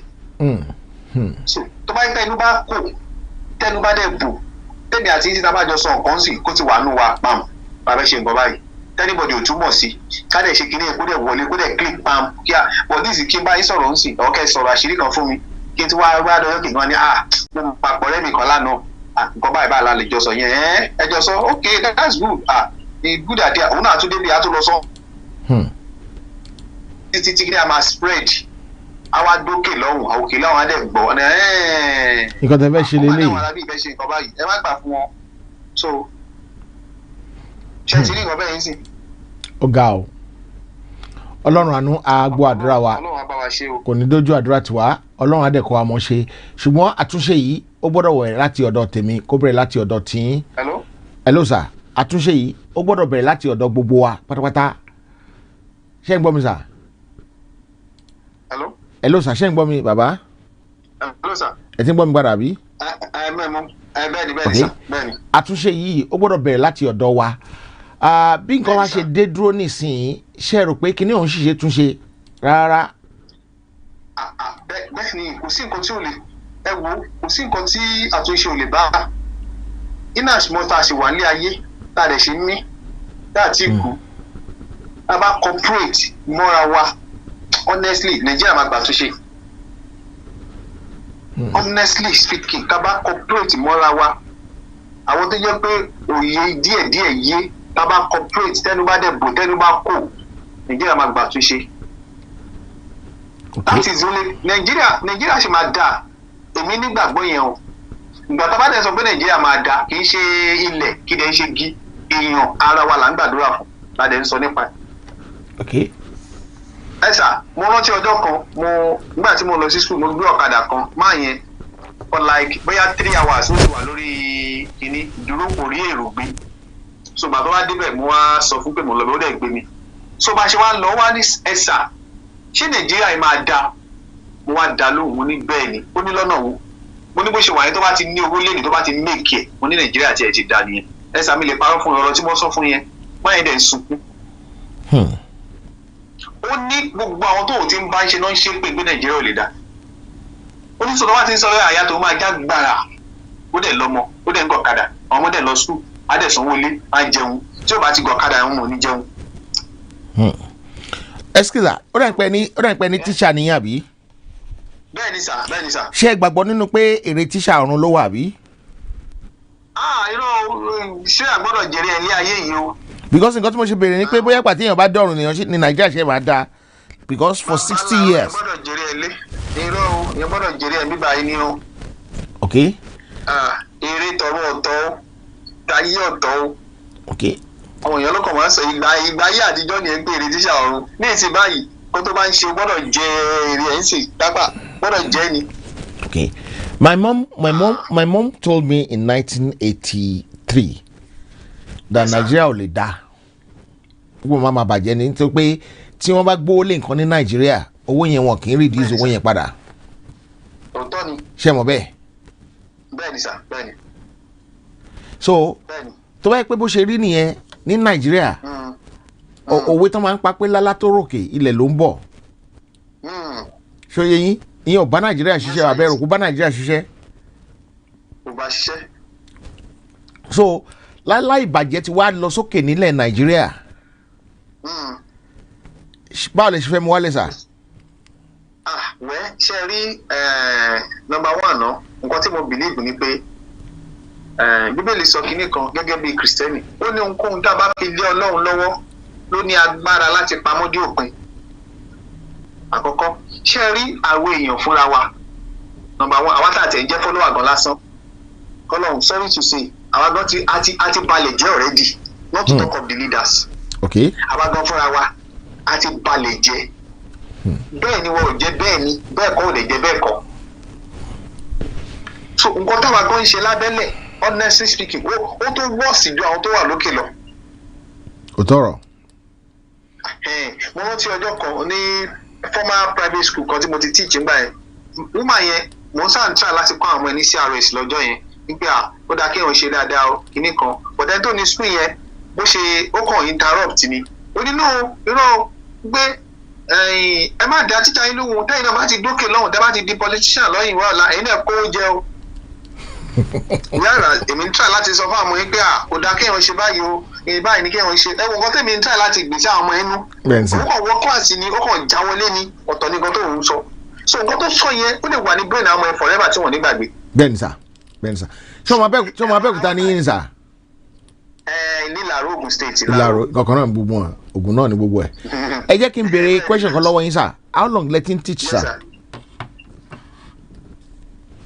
Sir? How long let him teach sir. Jesus Christ of Nazareth. How long ni ẹ ti ń teach. Láti ìgbà tí mo jáde ní bóyá ẹ jẹ́ kí n wò ó máa ti tó bíi bóyá bíi 14 years ṣá. 14 years. Okay. Ibo àdúgbò bò lẹ́lẹ́ ń gbé ọ̀rẹ́ ń pẹ́ ní sọ̀rọ̀ lẹ́ ń gbé àbí. No, Ìkọ̀tún. Ṣé ilé tẹ̀ ń gbé ṣe. Presently báyìí mo ń ṣe because NC ni mo fi ń teach lọ́wọ́. Okay. Training college ó ní a máa lọ Nàìjíríà tàbí àwọn adé máa fẹ́ teach fún àwọn tó bá fẹ́ di teacher. Bẹ́ẹ̀ni sà. So but presently mo ń ṣe degree mi ní Ekiti State University. Ìkọ̀tún lẹ́nu ìgbé báwo lè ṣe máa ń ṣe iṣẹ́ online lẹ́ máa ń ṣe ni àbẹ́ máa ń lọ once a week. Máa ń lọ once in a week part time ní Sango Ọ̀tà ní Ogun State. Okay. Ekiti State University wà ní Sango Ọ̀tà. A lecture. Ṣé bẹ́ẹ̀ mọ Sango? Mo mọ Sango mo gbé bẹ́ẹ̀ rí wa. Ibẹ̀ ni side ibẹ̀ ni affiliation center yẹn wà but Ekiti ní main campus but affiliation center yẹn wà ní Sango so Sango yẹn mo ti máa ń lọ receive lecture ní Fridays and Saturdays. And how do you travel to Sango sir? Sir mo máa ń wọ mọ́tò ní kò easy o easy ǹjẹ́ sọ mí ṣá máa wọ mọ́tò ní máa wọ commercial but láti Kọ̀tún yẹn lọ sí Sango lásán 700 then ní Sango yẹn ibi tí school yẹn wà gbogbo máa ṣe tún gbé bóyá bí 150 so àlọ́ àtàbọ̀ ńgbà míì mo máa ń lọ bí 2000 so àlọ́ àtàbọ̀ wọ́n á ná bí 2000. ẹ̀dẹ̀ máa ń ná lẹ́ẹ̀mẹrin ní oṣù. Bẹ́ẹ̀ni sà. Ó jẹ́ 8000. Bẹ́ẹ̀ni sà nípa orí ọ̀fẹ́ Ọlọ́run so ẹ̀dẹ̀ wo ibi tí mo dẹ̀ ti ń tíìchì kẹ̀dẹ̀ lè lọ́nà fún wa ń bẹ̀ at least ibi tí mo ti ń tíìchì yẹn wọ́n fún mi bí 30k. owó ibo lẹ wá ti ń rówó tẹ fi ń kun sà tó fi máa ń pé tíṣìrò máa fi ń pé. ẹ mọ̀ pé lẹ́kọ̀ọ́ tá a wà yín sá máa ń ṣe home lesson àwọn ajá bu ẹ̀mọ́ra wọn. Okay. a máa lọ máa ká àwọn ọmọ lé àwọn parents mi lè sọ pé àwọn nídìí láti kọ́ wọn so a lọ. Okay. owó tó bá tún fún wa àjọ gbogbo ẹ̀mọ́ra wọn. ẹ jọ mọ́ra wọn. ẹ wo orúkọ bẹ́ẹ̀. ṣé mo pé mo béèrè question kan lọ́wọ́ yín lẹ́ẹ̀kan sà mo ní. Yes sir. Taisolarin is a teacher. Of course. Reward ẹ̀ mo ní bóyá ọ̀run ló wà bóyá ó ti ń gba reward ẹ̀ nísìnyí. Bàbá ńlá rọ ni ó yẹ kó ti gbà ní ayé yìí kó tó lọ ni. But what reward did he get on heart with the way things are? Mi ò rò pé Taisolarin yẹn mi ò rò pé gbogbo rí reward kan gbà ní ayé yìí because. Because o náà believe pé reward teacher ọ̀run ló wà sà. Mi gbọ́ dáadáa. O náà láti jẹ́ ẹ̀yìn kan tó believe pé reward teacher ọ̀run ló wà. Ṣé mo sá ṣe rí àwọn mentality kan wà tó yẹ pé ayé àtijọ́ àwọn old mentality yẹn ni pé ẹ rántí ìgbà kan pé téyé ń gbà tá a wà ní secondary school tó bá fẹ́ kọ́ wa ní mathematics ẹgbàá ńlá ló máa mú dání. Bẹ́ẹ̀ni. Tó yẹ pé ìdíwé tó yẹn máa ń nàyàn gan but ní ìsìn dare not be a child like that. Tó bá nà ọmọ kan sí náà kú náà tó bá fẹ́ kọ́ ọmọ kan sí láti calm down ni to their level ẹjọ́ gbọ́dọ̀ ṣeré ni ẹ gbọ́dọ̀ máa rẹ́rìn. Wà á ní kọ́mọ mi lọ pínlẹ̀ gan-an wọ́n máa sọ fún yín pé I can't kneel down o dẹ̀ ní choice ara fílẹ̀ ni but in the olden days you dare not do that so our mentality old mentality yẹn pé ọ̀run ni reward tíṣà wà yẹn ẹ wò ìyẹn ti ní ìsìta wà yìí tíṣà gbọ́dọ̀ jèrè. ṣé ti bímọ ẹ ti bí ọmọ sà. mo ti marry but mo ṣe I still believe in the face of God. Ọlọ́run dẹ̀ máa fún yín lọ́mọ aláyọ̀ ọmọ àlàáfíà ọmọ àrídùnnú. Right? But I pray one day your child will not say, Daddy, why did you born me in this country? Sharing nǹkan tó ṣẹlẹ̀ ni pé mo understand the point yẹn but one thing ni pé tó bá ti wáyé àwọn ẹsẹ̀kẹsẹ̀ wọ́n máa ti máa sọ àwọn nǹkan kan fún wọ́n dẹ̀ máa put it through so that tó bá dẹ̀ ìwọ́ ọ̀la kò ní ṣépè fún mi. Máa ti máa sọ àwọn àṣírí báyìí ló ṣe rí o báyìí ló ṣe rí o báyìí ló ṣe rí o báyìí ló ṣe rí o. Àpàdé tí máa fi ọ̀rọ̀ Ọlọ́run máa fi bọ́ díẹ̀ so that òun náà ní pé after all because irú àwọn àtàwọn ń sìn tábà náà bá jẹ́ pé àwa náà fẹ́ ṣìwà wò a lè ṣe but òun ò fi kọ́ wa bẹ́ẹ̀. Ṣé ẹ̀ ń gbọ́ mi sà? Mo ń gbọ́ yín sà. A ní àwọn ọ̀rẹ́ tó jẹ́ pé àwọn kan ń ṣe ìyàwó oríṣiríṣi tó jẹ́ pé wọ́n dẹ̀ ṣe àwa ní àwa tèmi ò lè ṣerú ẹ̀. Don't go away, sir. Stay there for a second, yeah? Anybody that wants to have a dialogue with this gentleman on the line, please call my other number. Don't call this one on the screen. Call my other number, the one that ends 1234560. Let's have a three-way conversation with this uncle, right? Anybody that wants to have a three-way conversation with this my brother here, because I want to win a soul. I want to look at myself as a Jehovah Witness, as a Yoruba Nation witness today, right? Yes. And yes. The reason I say that is because I can see a little bit beyond my nose. And most people does not see beyond their nose. Of course, sir. Yes, sir. Me mo boya wo show me ano sir. Ti mo ní pé today will be the first time. Wow. There's always a first time. Welcome to the show, sir. Sir, sharing nǹkan tó ṣẹlẹ̀ ni pé mo dé ó yẹ kí tí má ti dé bẹ́ẹ̀ bí nǹkan bí 6 tí má ti shower ìjọba mo má tètè ń sùn. But èní mo àwọn pé ó lè kí n ti sùn látàárọ̀ tí má dé bẹ́ẹ̀ ni tó jẹ́ wọ́n ìsìn mo máa ń lọ sí Bible study but mi ò kàn lọ mo ní ẹ wò jẹ́ kí n kàn relax bẹ́ẹ̀. Then mo dẹ̀ ní test ní ọjọ́ Friday and Saturday mo àwọn gbà pa mo ṣe fẹ́ ka àwọn òwe yìí o pẹ̀lú gbogbo wàhálà gbogbo ẹ̀ mo sáà kan ronú látàárọ̀. Ó dẹ̀ tó jẹ́ ká gbogbo ẹ̀ mo kàn ti ń ronú mo wá kàn gbé fóònù ẹ̀ mo kàn ń tẹ fóònù so bí tí mo transfer mo wá lọ sórí YouTube bí tí mo tún wá lọ mo kàn rí yín ni so mo rí pé òyìnbó dẹ̀ sọ mo hàn pé well no problem. Let's listen to this my brother, my Egba brother and Egbado uncle. At least òyìnbó dẹ̀ sọ ìdíbà náà tiẹ̀ ń tàbọ̀ pé àánú àti ẹ̀ máa sọ bẹ́ẹ̀ ṣùgbọ́n mo pè yẹn fẹ́ sáré sọ nọ́mbà yẹn tí mo rí nọ́mbà yẹn lójú screen mo kàn sáré kọ́lẹ̀ lórí ìjọta mi kan tí wọ́n àwájú mi mo fi pẹ́ńsù mo sáré fi kọ́lẹ̀. Bẹ́ẹ̀ni sà. So ẹ wá ní so bẹ́ẹ̀ ní pẹ́ńsù mo wá ní ẹ jẹ́ kí n dá yẹn gbé kí n dán ọ̀kẹ́ and then má dẹ̀ rí program lórí Facebook bẹ́ẹ̀ yẹn ló wà educative mo ń try láti contribute. Bẹ́ẹ̀ni sà. And that's my nature so nǹkan tí mo fi and today will be the first time tí máa. Pèsè ọ̀dọ̀ mi Ọlọ́run àánú abami gbàdúrà yín sà. Àmín sà dádì. Ọba tó ń jẹ́ Jehovah abami dúró tì yín. Àmín sà. Nálẹ̀ sà mo fẹ́ ṣe yín lóore kan sà. Mo fẹ́ mú yín rin ìrìn àjò kan lálẹ́ yìí. Okay sà. Ìrìn àjò tí mo fẹ́ mú yín rìn sà. Yes sir. Mo fẹ́ kí Ọlọ́run àánú ọba tó pè mí tó wá pé tòótọ́ ló pè mí o.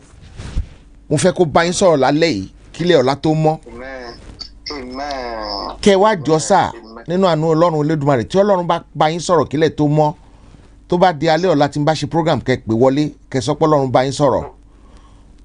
Tí Ọlọ́run ò bá bá yín sọ̀rọ̀ lórí àdúrà tá a máa jọ gbà lálẹ́ yìí tó bá di alẹ́ ọ̀la kẹ́ pè sórí show náà kẹ́ ní ọkùnrin onírọ́ ní Ọlọ́run ò bẹ̀ iṣẹ́ kankan. Bó bá ṣe rí ni kẹ́ wí nítorí pé tí ẹ bá parọ́ ẹ̀mí Ọlọ́run alààyè máa dá yín lẹ́bi. Bẹ́ẹ̀ni, you are right sir, you are right. Ṣóyè yín mo fẹ́ kí Ọlọ́run kó sọ nínú ara ẹ̀ fún yín tó wáyé pé Nàìjíríà máa dá kílẹ̀ tó mọ́ tí Nàìjíríà ò bá ní dá kọ́lọ́run fúnra rẹ̀ kó sọ fún yín kílẹ̀ tó mọ́. That's a great prayer point. Ẹ bá mi mú ọwọ́ ọ̀tún yín sà, àtẹ́lẹ̀wọ́ yín báyìí, àtẹ́lẹ̀wọ́ yín mi mọ̀ bóyá ìwọ mi ya àtẹ́lẹ̀wọ́ yín níbi àtẹ́lẹ̀wọ́ gangan, ẹ bá mi fi síwájú orí yín báyìí. Okay. So ẹ má bo ẹ ṣí sílẹ̀, ẹ ṣí ọwọ́ yẹn sílẹ̀ sà. Kẹ́ wá máa sọ fún mi, Olúwa Ọlọ́run ìyè àti agbára, Bàbá, Ọmọ àti Ẹ̀mí Mímọ́, bí ilẹ̀ Nàìjíríà bó bá jẹ́ pé ó máa dá, kí ilẹ̀ ọjọ́ òní oorun tí màá sùn lálẹ́ kí ilẹ̀ tó mọ́, Olúwa bá mi pàdé kó sọ fún mi. Tí ò bá ní dá, ọ̀run nínú àwọn ọ̀run bá mi pàdé kó sọ fún mi. Kí n lè mọ títóbi rẹ. Gbọ́ aláṣẹ ọ̀run. Gbọ́ aláṣẹ ọ̀run. Gbọ́ ọba tó láyé àti ọ̀run. Gbọ́ Ọlọ́run gbogbo ẹ̀dá alààyè. Gbọ́ Ọlọ́run gbogbo ẹ̀dá alààyè. Gbọ́ Ọlọ́run gbogbo ẹ̀dá alààyè. Hello sir. Hello sir. Gbọ́ Ọlọ́run gbogbo ẹ̀dá alààyè. Gbọ́. Gbọ́. Here. The Lord, the God of. Okay. Gbọ́ Ọlọ́run gbogbo ẹ̀dá alààyè. Ògo ọlá ìyìn ni fún mẹ́ta lọ́kan. Jehovah agbára wa o. Àmín, àmín, àmín ní orúkọ Jésù Kristi ti Násárẹ́tì. Ẹ ṣé, ẹ gbọ́ kó lórí yín sà. Tó bá di alẹ́ ọ̀la sà, nírú táìmù yìí máa ṣe show. Ẹ pè wọlé, máa ti bẹ̀rẹ̀ láti bí 9 sà. Mo fẹ́ kẹ́ pè wọlé sí orí show yẹn, kẹ́ sọ pé Ọlọ́run bá yín sọ̀rọ̀ lótìtọ́ àti lódodo, nǹkan báyìí lọ́lọ́run sọ fún yín. Tàbí kẹ́ ní onírọ́ ni mí, bí ó bá ṣe rí gangan ní kẹ́ ṣe sọ, ẹ má bò mí o. Ẹ má worry, by the grace of God. Ọlọ́run á gbàdúrà yín. Ó dà ní pé ọkú mi kan fẹ́ bá a dá sọ̀rọ̀ ìsà. Ẹ ló sà, ṣé fẹ́ bá mi wọ́n ti lọ, ẹ ní sùúrù, ẹ jẹ́ pé wọ́n padà. No problem. Ẹ má bínú o. Láíláí ìbínú kẹ̀ kó bá fi lè dá náà ni sà. Ó dẹ̀ máa dá alágbára Ọlọ́run nítorí pé Ọlọ́run ló máa ń jẹ́ kí nǹkan dá. Bẹ́ẹ̀ni sà. Mọ́ mi. Hello ma. Hello ma. Okay, let's try another one. Let's try another one. Hello sir. Hello. Baba, ẹ kálẹ́ sir. Ẹ kálẹ́ wa kí n ṣe bàbá o. Ọkùnrin ní ẹ ṣáà lẹ́sẹ̀ mẹ́ta. Bẹ́ẹ̀ni. Tí bá lẹ́sẹ̀ mẹ́ta máa ti bà nǹkan jẹ́.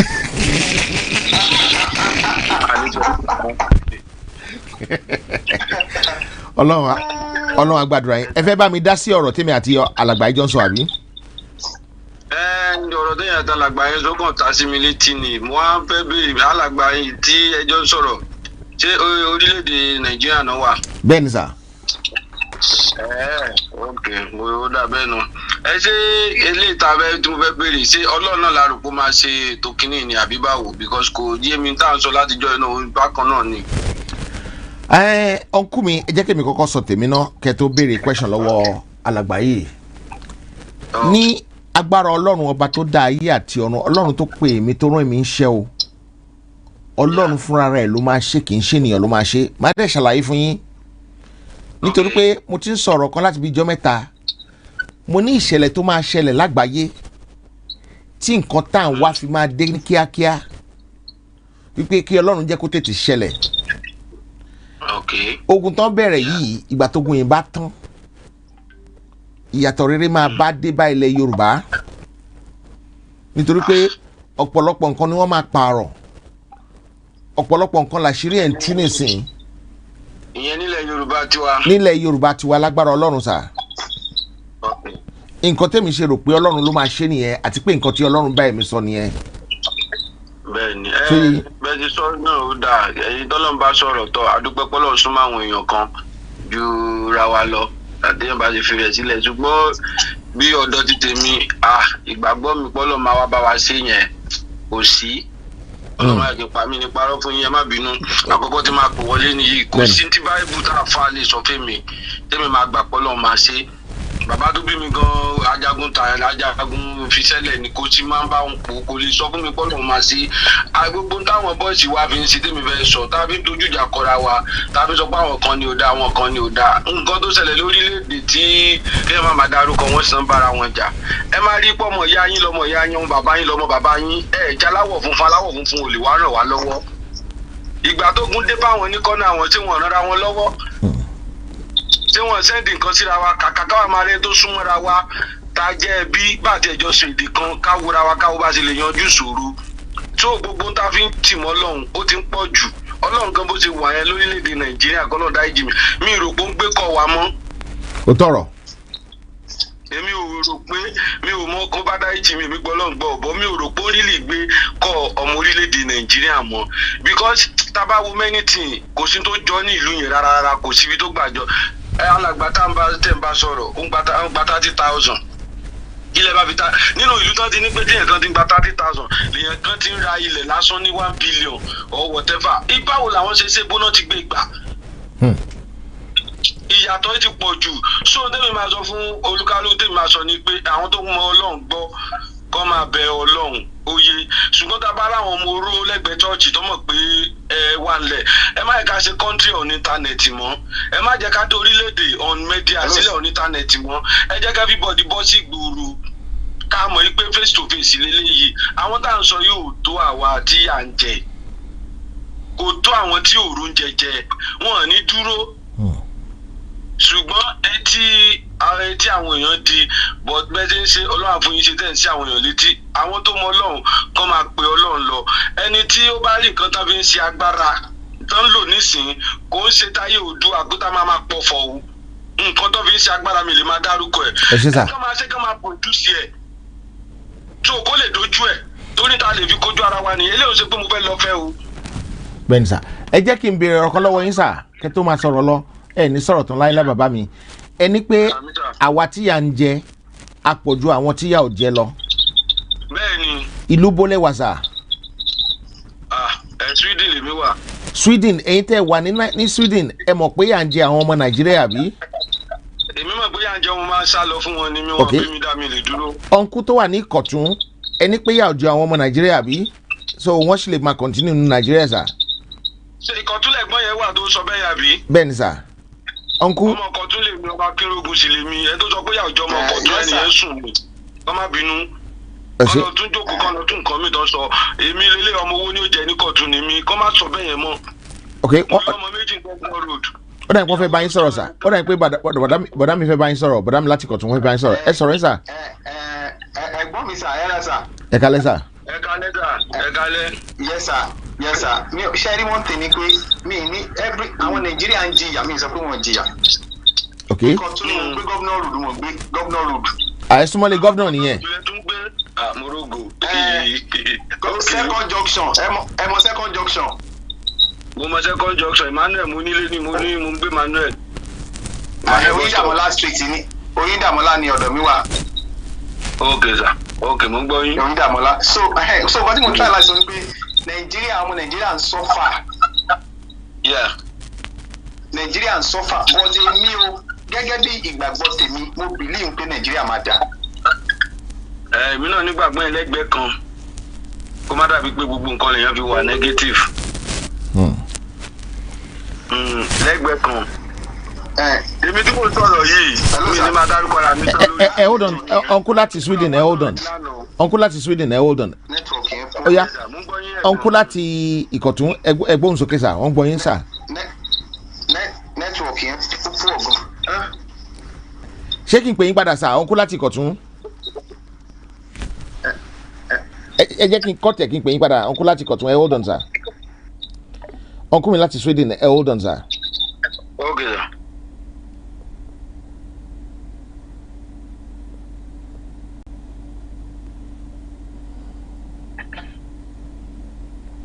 n fẹ́ pé wọn padà direct ní ọ̀sọ́kà lè enjoy kínní. yeah okay. íńtánẹ́ẹ̀tì yẹn náà lè ti lọ.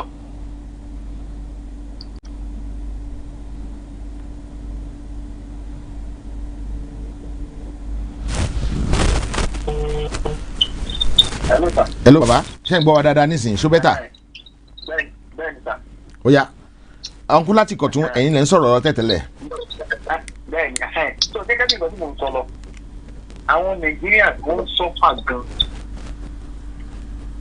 Nigerian ń sọ́fà gan bọ̀ wọ́n sì ní pé ṣe rí wọ́n ṣe ń sọ́fà náà tó ẹ̀ tí máa rí ọ̀pọ̀lọpọ̀ wọ́n ṣe ń sọ́fà pẹ̀lú akọrin kan nígbà kan ó ní suffer and smiling ẹ̀rí ọmọ Nàìjíríà wọ́n ṣe ń sọ́fà pé ẹ̀rín náà ló máa jáde nínú wọn. bẹ́ẹ̀ni. bọ́n èmi bí mo ṣe wà yìí o èmi ní ìgbàgbọ́ kan pé sẹ́ẹ̀ Nàìjíríà máa da kí ni mo mean by that tí máa ti make ẹ̀ lẹ́yìn tí mo achieve nǹkan tí mo fẹ́ achieve Nàìjíríà tèmi ti dá lẹ́yìn àwọn tó dẹ̀ máa tún ti pàṣẹ ní dìde tó jẹ́ báwọn náà máa tún make ẹ̀ wọ́n máa pọ̀. ṣé Yorùbá mi yé yín sà. oye ọ̀nkú ṣe ní international passport sa ọ̀nkú tó wà ní Kọ̀tún. no mi ò tiẹ̀ ní anything rárá. ok. bó ṣe mo lè béèrè kankan lọ́wọ́ ọ̀nkú tó wà ní Kọ̀tún. ó yẹ béèrè sà. nínú ọ̀rọ̀ tẹ́ ẹ sọ ẹni pé ẹni gbà wọ́n pé Nàìjíríà máa dà táyé tíyín bá ti dà ayé Nàìjíríà ti dà nìyẹn. Nàìjíríà ti di dá Nàìjíríà ti di dá nìyẹn. ẹ má bínú sà mi máa mo ṣe lè lọ kó kí n ṣe èrò tó tọ́ kò kí n sun èrò tó tọ́ èrò táwọn bàbá wa rò bàbá tó bí mi máa sọ èrò tó ń rò nílé ayé tá a fi wà lẹ́nu tá a wà dé ní tí ò fi dá nìyẹn tẹ́ bá ní nǹkan máa da ní ìlú máa da lórí ètò ti ìlú oyè yín àwọn èèyàn ní ẹ̀tọ́ sí basic things social amenities which is for everyone.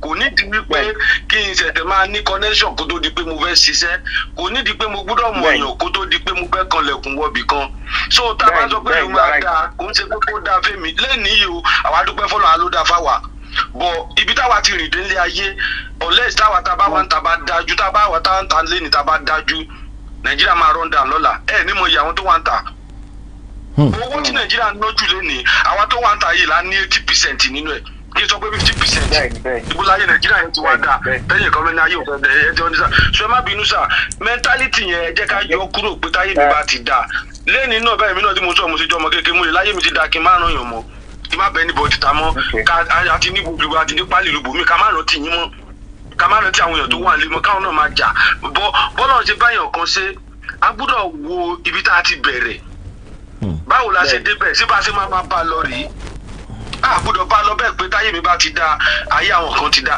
bá a ṣe ń ròyìn pé táyé tèmi bá ti da òun ló mọ àwọn ọmọdé òní níṣẹ́ ti tèmi mi ò lè ronú ògùn owó nígbà tí tiwa ayé káyé tí wọn náà lè dá lẹ́nu ló mọ àwọn ọmọ yìí náà táwọn náà fi lọ máa bẹ orí olóyún tó fẹ́ fi ṣe ògùn owó ló mú ọkọ máa ṣe oríṣiríṣi nǹkan tí ò yẹ kan ṣe so tèmi sọ ni pé káyé wa dá generally basically for everyone so ìwọ tó bá wá bẹ́ẹ̀ live more flamboyant life is left to you but basically tí wọn la fẹ́ so ẹ má jẹ́ ká máa sọ bẹ́ẹ̀ yẹn mọ́ pé tèmi ò kíní kan ẹ ti understand ẹ jẹ́ ká jọ wo kí ni ẹ̀tọ́ tó jẹ́ fún gbogbo wa náà àgbà tèmi wà kékeré èmi ò lọ private school rí bọ́ mi ò rò pẹ́gbẹ́ mi náà tó máa ní pé orí wa ò pé ó kù díẹ̀. èmi náà lọ private school sir.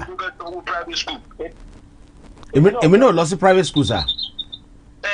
so lẹ́ni àti mú gbogbo àti ṣe kí ni àti bàjẹ́ wọ́n ti bàjẹ́ kò sí bẹ́ẹ̀ yẹn mọ́ so tábánikà continue bẹ́ẹ̀ pé kémi máa ọ̀sùn lórí ọwọ́ tèmi oyè yín àwọn èèyàn wa máa bẹ̀rù èèyàn kan lára àjọ ń fà oníkíní kan mo ní wá ẹni tó kú lánàá gbàdúrà pé kó má kú lénìí ó kú náà ni oyè so tó bá dé ojú ẹ̀ tó bá ti tó àsìkò kò tí ì tásìkò ni gbogbo wa máa jáde lẹ́ẹ̀kan náà oyè yín ikú tàwa fẹ́ wá yẹn wọ́n wá rí pé òkè ká kúkú wá filẹ̀ ká máa lọ ó bẹ́ta ọdún tá à ń sọ dáa ògùn mọ bó ti fẹ́ rí eléyìí táwa ẹ jẹ́ ká fèsì ẹ̀ ìdánwò pé kó dáa ó lè dáa fún mi kó má dáa fọmọ mi Ọlọ́run jẹ́ kó rí bẹ́ẹ̀ fún wa. àmín. so ayé tá a máa jẹ ayé generation wa ẹ jẹ́ ká yọ kúrò ẹ jẹ́ kí generation wa náà àwọn ìlú òyìnbó táwa wá bá lé ní tèmi máa ń bá àwọn èèyàn fà ìyá jẹ wọn tó bá kàwé tán wọn á mọ báyé wọn ṣe rí ibi tèmi wà lẹ́nu gbogbo wọn bí wọn obìnrin nìkan ló kù nù lùi ní Sweden ẹ lọ kà á obìnrin nìkan ló dúró nínú ìlú yìí òun ni òfin kéèyàn máa fẹ́ ìyàwó méjì ẹ̀ lè máa mọ Nàìjíríà tá a bá ń sọ kéèyàn máa fẹ́ ìyàwó kan lọ́dún méjì you are only allowed to marry then for 2 years because kò sí ẹni tó fẹ́ sọkọ obìnrin mọ́ sọ ọkùnrin míì náà á tún wá divorce àwa fẹ́ fọ́dún méjì torí gbègbà ọkùnrin ti sá lọ́gbà tó gún dé ebi pa àwọn èèyàn mú kò sí nǹkan kan bọ̀ lẹ́nìí èèyàn dúdú lè wá bí ó lè wá jẹ́ ó lè máa sẹ́ndì owó lọlé àwọn kan ló dúró. So ẹ kàn jọ ẹ bá mi ká àjọsìn ìrònú yẹn ká wo bí gbogbo àṣẹ lè ṣe kí ni bá ti máa dúró àwọn tó náà fìyàn ní 500 torí 500 tí mo gbọ́ lórí fóònù mo ṣe ni mo fẹ́ pè mí ń pè tó yẹ yín pé tí àwọn yẹn ń gba 500 at this time of the day ìgbà tán lu àwa gan táwa wà ní school gan wọn fún wọn 500 àní máa tó ogun yẹn lórí fóònù wọ́n ti lu àwa náà gbogbo àtẹ́mi náà débi lójú mi là pé ayé ò rí bó ṣe yẹ kó rí kó ń ṣe bó ṣe yẹ kó ń ṣe náà ṣe ń ṣe wọ́n lò wá wọn tó ní fún wa lówó àlọ́jà àpótí gbogbo nígbà kankan wọn politician yà tún wà against wa at the end of the day ẹni tó lọ sẹ́wọ̀n tó máa kú ọmọ kan tún gidi ni mímí ó sọ original. ẹ ṣe bọ̀dá mi. ẹ jẹ́ ká mú ìrònú yẹn ká change ẹ̀ ọlọ́run fún yín lágbára tó bá jádùúrà lẹ́yìn lè gbà ẹ gbàdúrà bọ̀ àwọn ọmọ orólẹ́gbẹ̀ẹ́ church ẹ máa kọ́lẹ̀ o lọ́rọ̀ tí mo sọ lẹ́nìí á yí padà lọ́jọ́ kan kò sì ní pẹ́ tébù máa yí. bẹ́ẹ̀ni sà bẹ́ẹ̀ni èmi náà mọ̀ bẹ́ẹ̀ sà. tébù máa yí bá a lè wà bẹ́ẹ̀ yẹn àwa wà ń ta lóòótọ́ bọ̀ ẹ máa gbé bóyá wà ń ta pé kíní kan àwọn èèyàn yìí wà ń ta náà wọ́n ń wá wọ́nà tuntun tán lè lẹ́ ibi tán lè gbà wọlé irú èbí tán lọ́ba fún mi lágbára all this media whatever ní tiẹ̀ láti máa fi hàn wọn bí tá à ń lọ àwọn tó ti ṣe mistake ẹ̀ wọ́n ti ṣe tán bá máa ṣẹlẹ̀ lẹ́ẹ̀kan ẹ jẹ́ kó ṣẹlẹ̀ wá kílẹ̀ sú kílẹ̀ dẹ̀ mọ́ àwọn tó bá kù kún jẹ ayé kan gbégbèsè ayé rọrùn bẹ́ẹ̀ déta bàbá kan tó ní mọ tí mò ń sọ ọmọ Nàìjíríà ò níyì níbi kankan lórúkọ rere kankan bì kan. tẹ bá dé ẹ mọ nǹkan tó ṣẹlẹ̀ ní Ukraine sà ẹ wo nǹkan tó ṣẹlẹ̀ ní Ukraine yẹn. mo rí lórí ibi tá a ti ń wò. common Indian wọn lọ kó citizen wọn Nàìjíríà mà lọ kó wà. Nàìjíríà kẹ. wọ́n sọ ní National Assembly tó bá sọ bẹ́ẹ̀ yẹn kò sí nǹkan tó máa ṣe sí i wọ́n kàn sọ lásán náà ni. ẹnu náà ni ẹnu náà kàn fi sọ ẹnu. ọkùnrin mi láti Sweden tó máa ṣe president ní. náà ń lé káàkiri ọkùnrin mi láti Sweden mo really appreciate yín gan ni sà ẹ jẹ́ kí n pe màmá mi wọlé náà káwọn náà bá a dá sí i nítorí pé bá a ṣe ń sọ̀rọ̀ yẹn ó dà ní pé ó ká wọn lára díẹ̀ ọkùnrin mi ẹ má bínú o so Ọlọ́run máa gbàdúrà wa nítorí pé I want to win your soul tonight èmi ajẹ́rìí Yorùbá nation ni mí mo dẹ̀ fẹ́ win soul yín lálẹ́ yìí mo lè win tí yín nìkan lálẹ́ yìí kí n má win mí mọ́ lálẹ́ yìí I will be happy because we can have multiplication effect on what we're doing. ẹ lọ mọ́ mi ṣe fẹ́ bá a dá ṣètò ni mà. ní tí mo bá yín sọ̀rọ̀ rẹ̀ ní Ọlọ́run wà ní church tó ń ṣe lecture lọ́wọ́ ni. ok so mo ti rí kó pè mo ti kọ aago yín sílẹ̀. no problem. máa ní nọ́mbà máa pè. ok tí n bá ṣe tán lórí ètò máa pè yín mà mo wà lórí ètò báyìí.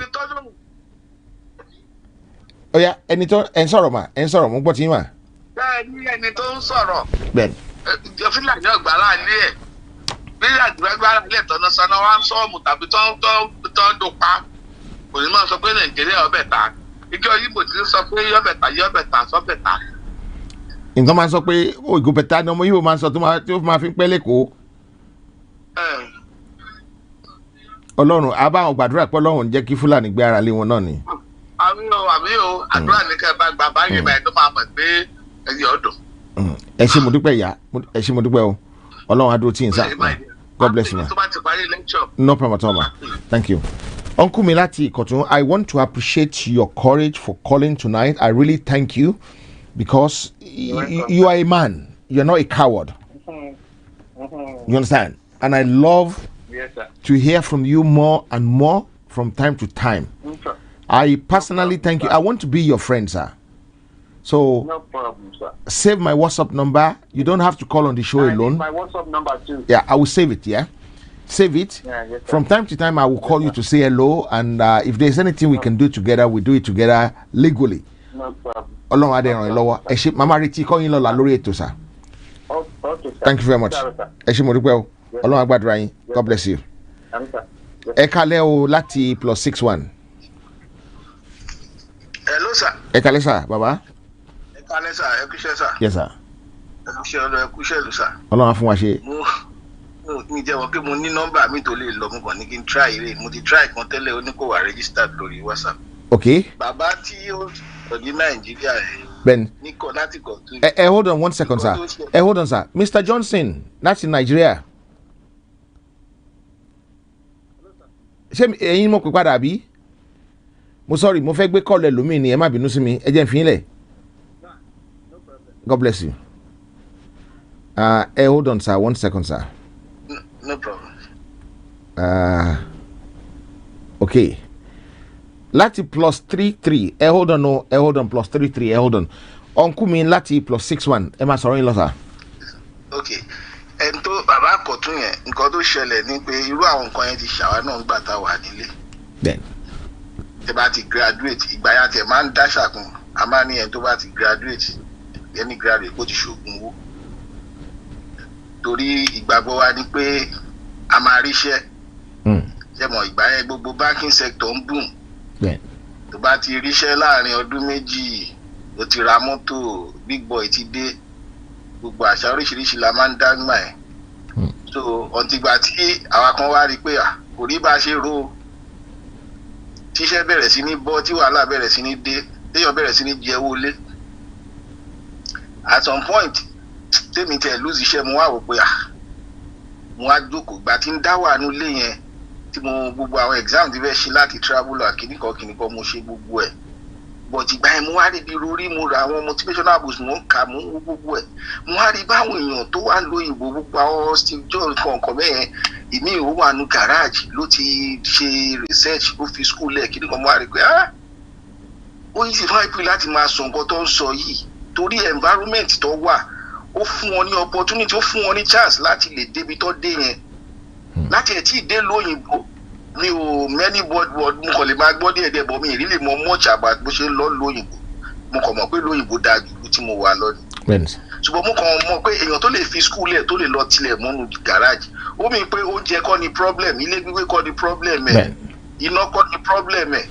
So ibẹ̀ mo ti wọ́n náà rí pé kó ṣe káwa yìí náà ò ní brain but environment táwa yìí ni mo dáwà nulẹ̀ mo wúra mi nulẹ̀ mo ń kàwé ọpọlọ wà ń bẹ ideas wà but báwo ló ṣe fẹ́ materialize then èmi ti gbénu barracks rí military ní uncle mi dádì mi náà kúrò military so mo rí pé àwọn Fúlàní yìí wọ́n ti kọ́ńkà wa ti pẹ́.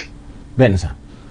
Èmọ̀ but àwa kan mọ̀ but kò sí platform tàbí fẹ́ sọ̀rọ̀ kò sí kankan tá kò sẹ́ńtà lè akọ̀lẹ̀ máa fi argue lára wa irú ẹni yẹn náà síbò náà ṣe argue tó ló ṣì ń lọ sí Èkìtì ó fẹ́ gba BSc lójú ara rẹ̀ ó ti bìlí pé tóun bá ti gba BSc yẹn òun ló ṣe ń sọ fún yín pé tó táyé tóun bá ti da Nàìjíríà tóun ti da nìyẹn kò dẹ̀ rí bẹ́ẹ̀ Nàìjíríà kankan ò da sóun kó ti gbàgbé pé tóun bá lówó gan Nàìjíríà bó ṣe wà yẹn common man ṣì ló máa wà because kò dín connection kò ń ṣọ torí pé wọ́n jalè common man náà sì máa wà torí pé wọ́n jalè.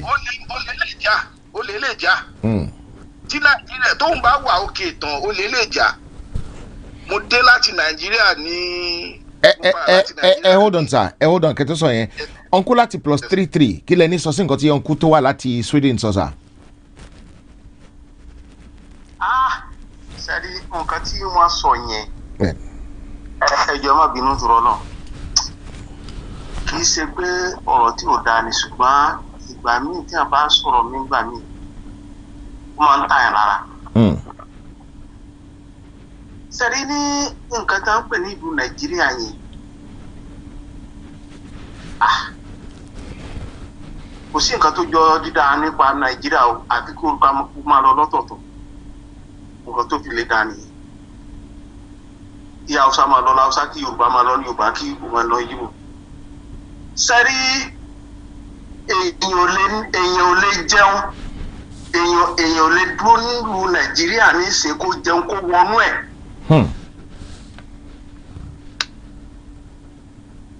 because ibi tí wọn ò lè lọ síta kó lọ jẹun kó jẹun bó ṣe wẹ̀ inú èèyàn ò ní dùn torí pé báwo sẹ́yìn lọ máa nìyẹn máa rí environment tí ò rí nǹkan gẹ́gẹ́.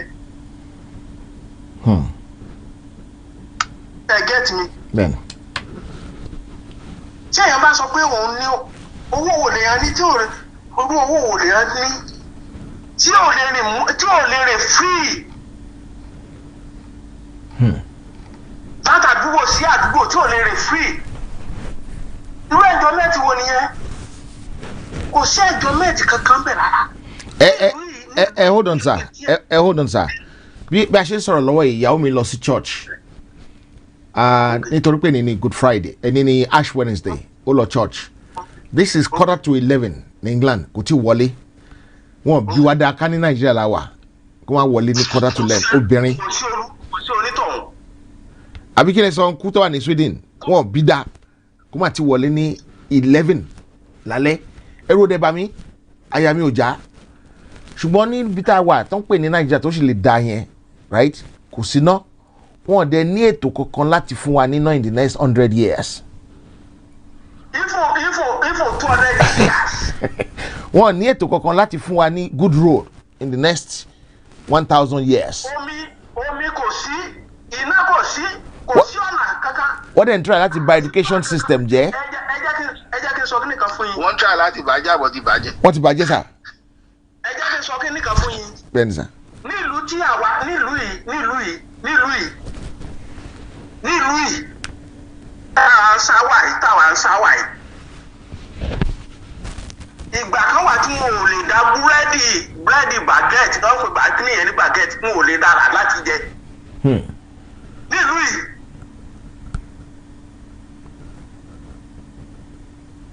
gbogbo wọn náà dìde bàbá àtọba àti olórí àti gbogbo ẹ̀ gbogbo àná para dànù ni ogun tó bẹ́ni tó wà nílùú yìí nígbà yẹn lásìkò gbà yẹn lọ́hùn àtàkàn parí gbogbo ẹ̀ tí everything lọ tó lọ tá a bẹ̀rẹ̀ sí ní túlù wọn tó ni wọn gbogbo wọn á bẹ̀rẹ̀ sí ní gbádùn ìgbádùn yẹn ni wọn wà títí ọjọ́ ayé wọn ni ó dẹ̀ sì di yóò máa gbádùn ni ó máa gbádùn àtàwọn ọmọ àti ọmọdúnmọ́lọ́wọ́ ló máa gbádùn ìkọ́ ṣáà ti tó tí wọn ò bá jà lásìkò gbà yẹn láti tó ìlú wọn níbo la fẹ́ sáwá. tọrọ níbo la fẹ́ sáwá. isi sáwá tá a dẹ̀ sáwá náà tá a wá sáwá sí ìlú onílùú yìí ó lè jẹ́ first citizen ẹ lè jẹ́ sẹ́pẹ́tẹ̀ bá rí third citizen mú kẹ́ ẹ dúpẹ́ lọ́wọ́ kẹ́ ẹ kàn máa dúpẹ́ nì.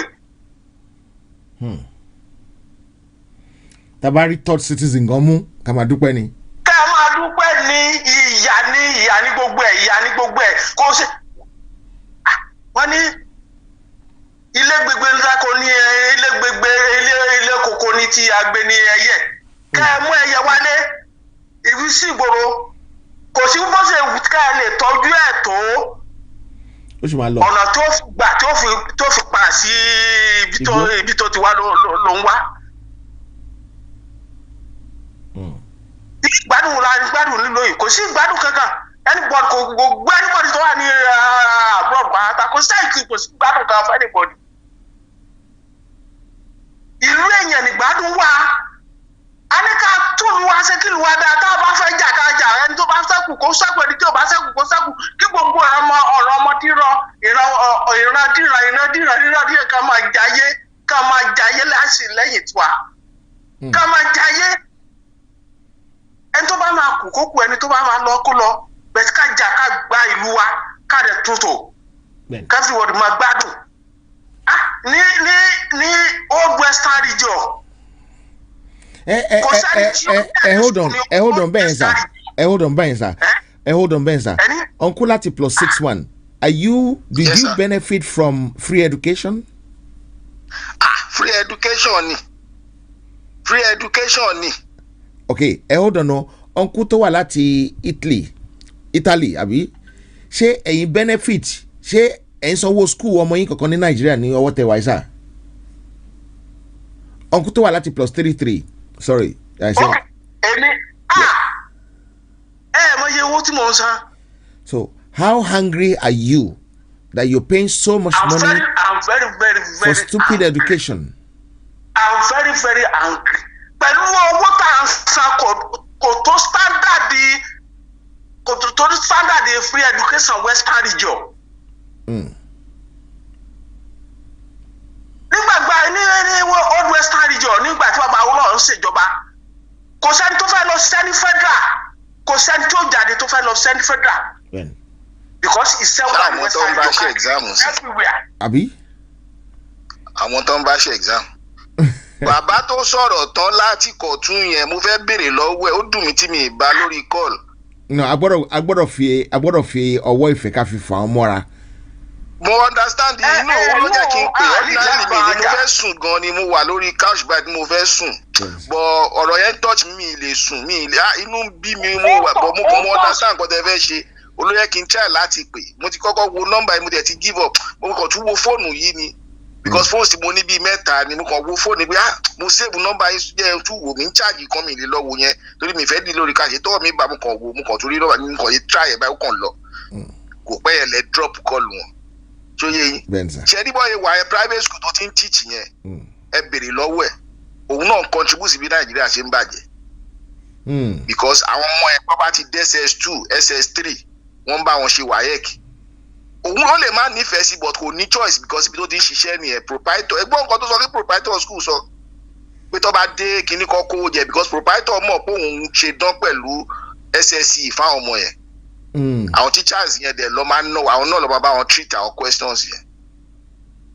but each of them or each of us má jẹ́ kí n yọra mi kúrò ní rí bá ṣe ń contribute sí but gbogbo by the side ni ti system wọn nítorí bá ti bàjẹ́ orí àti orílẹ̀-èdè ti ń bàjẹ́. Hold on uncle tó wà ní +33 I'm going to let you go I really appreciate your contribution please come back tomorrow so that we can watch the answer from my brother back together I'm going to take the Lost Kingdom.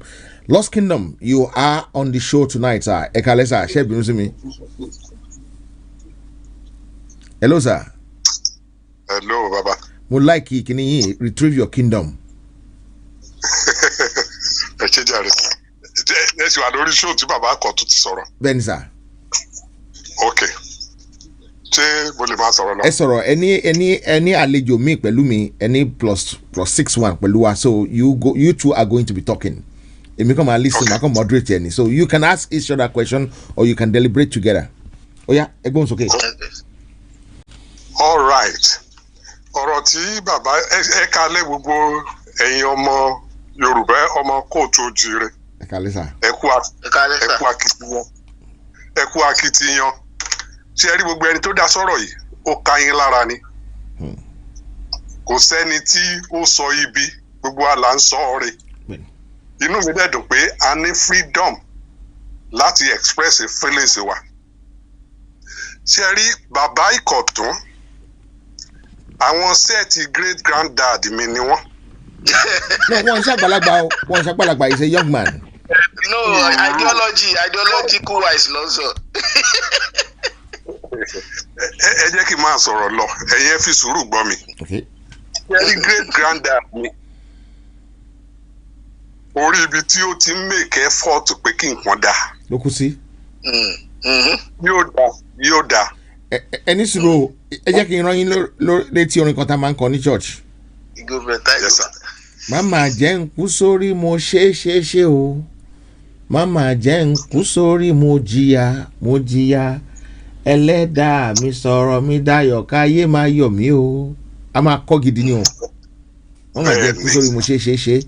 When someone goes to church Monday to Friday 5 times or 6 times or 7 times in a week, if you go to church more than 3 times in a week, you're looking for trouble.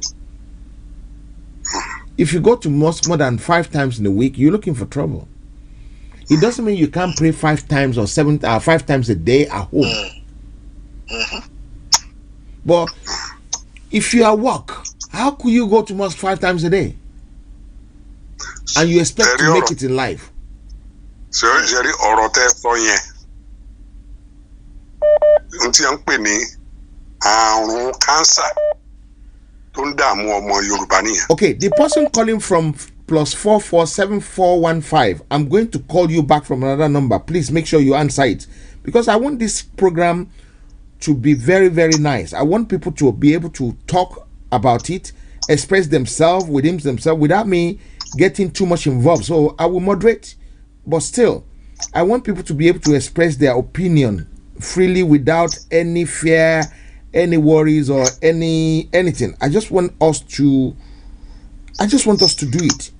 So the person calling from that number, I'm going to call you back from that number in a minute. Please make sure you answer it. Adiremi Oladipo, you've been here before. Who are you creating? Baba Lost Kingdom number. Baba Lost Kingdom has been trying to get back on his program. It is my fault that I haven't brought him back. And the way you are responding to him now, I think I'm getting, my eyes is pushing me a little bit. So I might have to find time and bring him back as a matter of urgency, because you guys just love this man. He's a lovable man. Okay, Emma Soro-in-law Baba to 1 +61. Ejeki Baba ya to 161. No, Eli bounce or Eli very question law. You talk to one another. Èmi kọ́kọ́ tí ẹ fẹ́ sọ̀rọ̀ ni àwọn people yìí ti kọ́ńkà wa. Mo dẹ̀ fẹ́ ọ̀rá fìyẹn ti síbi kan pé pẹ̀lú ògo Ọlọ́run àwa kan ti rẹ́dì tó bá ti di kíní àwa ń bọ̀ lé pẹ̀lú ògo Ọlọ́run kọ́ lọ́n ṣọ́ wa. À ń bọ̀ lé kò sọ̀rọ̀ pé bẹ̀rù. Ọlọ́run a ti jẹ́ dòdò, a ti jẹ́ ẹ̀wà, a ti jẹ́ yín, a ti jẹ́ àfihàn tí a dẹ̀ ti dé stage tó yẹ pé ó nójú nǹkan ta lè máa jẹ mọ́. So tọ́lọ́run bá sọ pé a sì máa pẹ́ láyé àpẹ́ láyé, àmọ́ tá a bá pẹ́ láyé lórí pé ká jà fún ìlú wa ó tó bẹ́ẹ̀ ó jù bẹ́ẹ̀ lọ. So ìyẹn lẹ́gbẹ̀ẹ́ kan torí àwọn pípù yìí èmi ò lè gbẹ̀ èmi mọ̀ pé wọ́n ti kọ́ńkà wa ti pẹ́ gbogbo ìta kan sì ń ṣe ìyá kan sì ń ṣagídí àmọ́ tọ́lọ́run bá pọ́lọ̀ ló bá yanjú ẹ̀ àdúpẹ́ fọ́lọ̀ kó bá yanjú ẹ̀.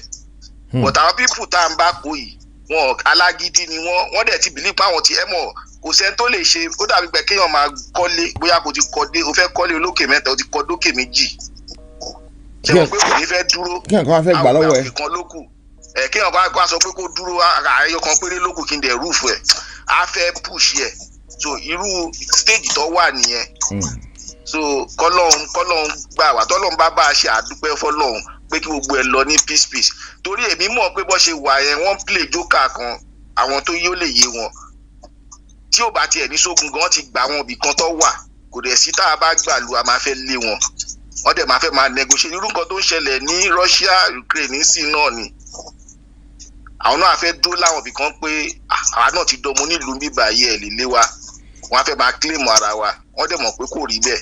bírú ọba Elégùṣì tó fẹ́ ọmọ Haúsá ọmọ Fúlàní. So wọ́n ti gbà wọn bí wọ́n ti dúró síbẹ̀ strategically pé tó bá tiẹ̀ di pé kíní pọ́gbà lọ́ máa fẹ́ kí pé ẹ̀yàwá la ní bíbà pé ọmọ onílù ni wá tàbádẹ́ gbọ́ lórí àwọn program kan ti sọ pé ọmọ onílù ọmọ bílà àwọn ti pẹ́ bí wọ́n ti gbédè wọ́n ti ṣe pé kíní kan so gbogbo nǹkan tó dẹ̀ máa lọ máa negotiate ní pẹ̀lú international community nìyẹn tó bá fẹ́ sọ pé bẹ́ẹ̀ títí wọn so kò sígbà tá a dẹ̀ ní jagun because tó bá fi wọ́n lẹ̀ bí wọ́n yìí máa bá àpò wàhálà later because wọ́n máa fẹ́ máa encroach wọ́n máa fẹ́ máa expand so bọ̀ ìyẹn lẹ́gbẹ̀ẹ́ kan now ìlú yẹn ti bàjẹ́ débi pé mo wá sí Nàìjíríà ní last year mo fẹ́ padà sí bíbá number 1 nígbà tí n wà Nàìjíríà àwọn tójú mi rí ó lè títí tó fi dórí mechanic ó lè everybody ẹgbẹ́ mọ́tò tó kún bọ̀ lọ́lé kí mechanic bóyá lẹ́kùn ló ti ní damage kó change lẹ́kùn mechanic máa yọ bumper ẹ̀ á lọ ra China síbẹ̀ fún yín á lọ ta bumper ẹ̀ ní Tòkunbọ̀ follow come bóyá bọ́ǹpà Tòkunbọ̀ yẹn bóyá ń ta ẹ níbi 50,000 á gba 50,000 á lọ fi ra China 30,000 á wá bá yín tì bọ̀ bẹ́ẹ̀ padà. Níbi tó bá dìde nílùú yẹn nìyẹn as if that was not enough mo tún wá bọ́ ìkan pé ìwọ wà ládùúgbò wa ń pé kíní òun ṣe panel bita ok bàbá mi ta mọ́tò máa gbé mọ́tò lọ síta kíní kan ta mọ́tò lè yé báyìí o màá fún ẹ lówó nínú ẹ o mo kọ́kọ́ tà kan kò mọ bí ṣe ta kò mọ bí ṣe rí client mo fún 10,000 mo gbé mi fún ìgbàwo ni òun ò tí ì rèéyàn kíní kan ìgbà tínú wa bí mi pé ó dáa gbé mọ́tò wọlé má gbé mọ́tò jáde mọ́ ló bá náà ti rèéyàn kíní kan ok ọmọ á wo mọ́tò lọ́la o èmi tẹ̀ fẹ́ sọ pé má kò ní ìdíkòjì wa náà lọ náà máa dé but mi ò rí bá sọ̀rọ̀ mo ti pa kíní ẹ̀ ìgbà tó máa dijọ́ kejì tó máa di pódé ó náà ti gba fóònù ìgbà tó ń jí bọ̀ láàárọ̀ kí ni wàá fẹ́ ṣe ìwọ tó gba fóònù lórí mọ́tò tó yẹ kí mo fẹ́ rà gba 20,000 kò lè sọ fún mi pé mo ṣe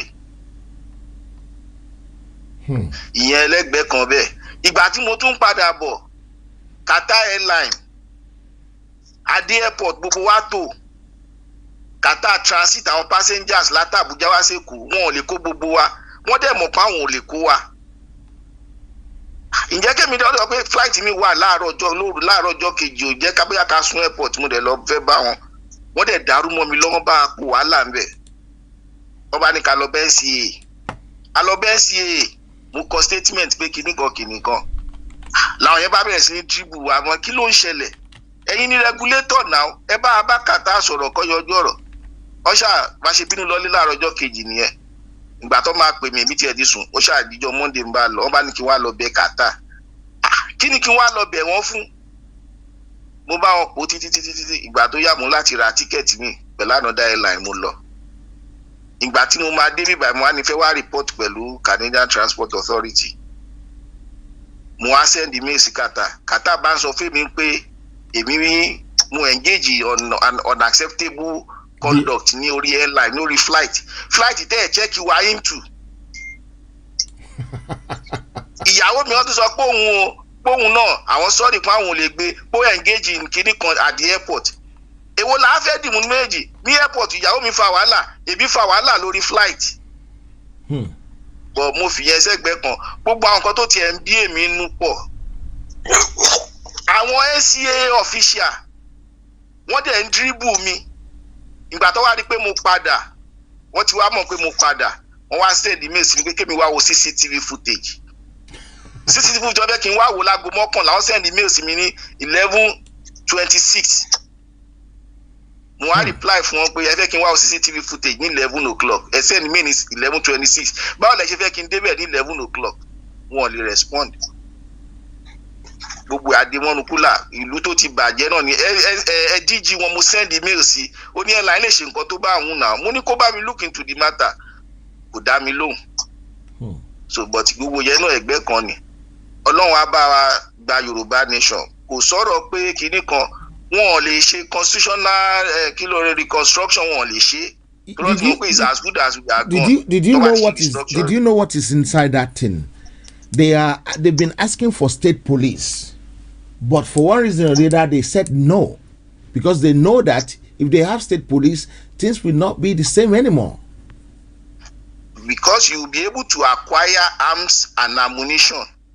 Tógun bá dé ẹ máa rí nǹkan fi bá wọn jà. The military aspect nìyẹn òun ló ṣe kó gbogbo head of gbogbo ẹ lọ sí ọ̀dọ̀ wọn. Ẹ bọ̀ kí làwọn èèyàn wá wò kí náà wò tí wọ́n sọ̀rọ̀ ńgbà yẹn nígbà tó ń kó gbogbo kìíní yẹn lọ. Ṣèbí jẹkújẹ tí gbogbo wọn ń jẹ yìí náà ni òun ló fi jẹ́ pé ẹ̀yin ti sọ pọ́lọ́n ló máa ṣe èmi ò jiyàn pé ọlọ́kọ́lọ́n bá a ṣe ká má tẹ̀jẹ̀ sílẹ̀ afẹ́ bẹ́ẹ̀. But the truth is tó bá ti dìgbò bí àṣà Kóìkì the next flight pẹ̀lú ògo Ọlọ́run à ń lọlé èyí tó bá lè pa kó wá pa kárí bọ̀ pẹ̀lú ògo Ọlọ́run àfi tó bá yẹ pé à ń jà lórí ẹ̀bi nìkan ló máa win. tó bá dẹ̀ ti di goals gbogbo àwọn tó bá fẹ́ lọlé ayẹta tó dájú ó máa wà ń bíbà tá a máa fún gbogbo yín. àwa ti rẹ́dì ayẹta wà o kò sáyẹta o àwa ti rẹ́dì pẹ̀lú ògo Ọlọ́run bọ́lọ̀ ṣọ́ alọ́ṣọ́ àbọ̀ yẹn la máa sọ tá a bá ti ń lọ àmọ́ tó bá yẹ pé ẹ̀bí la fẹ́ lọ jà fún wọ́n máa win àmọ́ tó bá yẹ pé ẹ̀tọ́ la fẹ́ lọ jà fún àwọn ò lè win pẹ̀lú ògo Ọlọ́run torí ibi tá a dúró dé ni à ń wo gbogbo yín ẹ máa sọ ó dùn mí pé gbogbo táìmù tó ní ìdìbò kọ́ ní ìgbòho jáde yẹn ó yẹ kí bàbá oníbàbá ọ̀rá máa sinmi bí gbogbo ẹ bá dìbò sí nírú ẹ gbọ́dọ̀ jáde but ìfẹ́ tó ní sí orí ilẹ̀ ni ìfẹ́ tó ní sí ni Ọlọ́run á tún gbogbo alẹ́ sùn Ọlọ́run á sùn náà lẹ́sùn lórí dáadáa ló ṣe Ọlọ́run á sùn lẹ́sùn ẹ̀ kò ní jí àgbélágbára Ọlọ́run. I'm going to leave everybody so that I can move back to the program. Uncle that's calling from Sweden, let's leave the call for some time so that we can continue the program. I want to appreciate all the three of you, all the four of you on the line today. Ẹ má ti lọ sir, ó yá bàbá Lost Kingdom, ó yá sọ̀rọ̀ yín sir.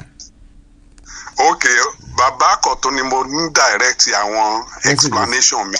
Okay. Because gẹ́gẹ́ bẹ́ẹ̀ ṣe sọ̀rọ̀ ẹ fẹ́ ń win ní soul. Okay, in order to help achieve that mo fẹ́ give explanation yẹn. Okay. Ni mo fi compare bàbá Kọ̀tún bíi great granddad mi. Okay.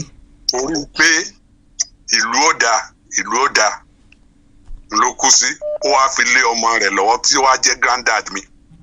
Bẹ́ẹ̀ni. Jacob Àjàó Ògbò. Ìyẹn ó wá pé ìpàdé ọlọ́mọ lé. Bẹ́ẹ̀ni. A wá pé ẹ wò láàrin yín yìí o. Olùrànlọ́wọ́ kan máa dìde, ẹnìkan máa lówó láàrin yín. Tó jẹ́ pé ó máa fún ayé gbogbo wa ṣe. Orí ẹ̀ ló sọ tó fi kú. Àwọn kan dìde wọ́n lówó lóòótọ́, ṣùgbọ́n wọn ò rántí àwa tá à ń jìyà. Tolúkálùkù bá ti lówó, ó kàn ń tọ́jú ara ẹ̀ ni. Tí wọ́n bá wá sóore, ìtaná máa ń ṣoore sí kí wọ́n fẹ́yàwó, kí wọ́n máa dáná káàkiri àdúgbò. The only time tá à ń jọlá wọn ni pé tí wọ́n bá nínáwó ṣe, tí wọ́n wá ṣe lábúlé.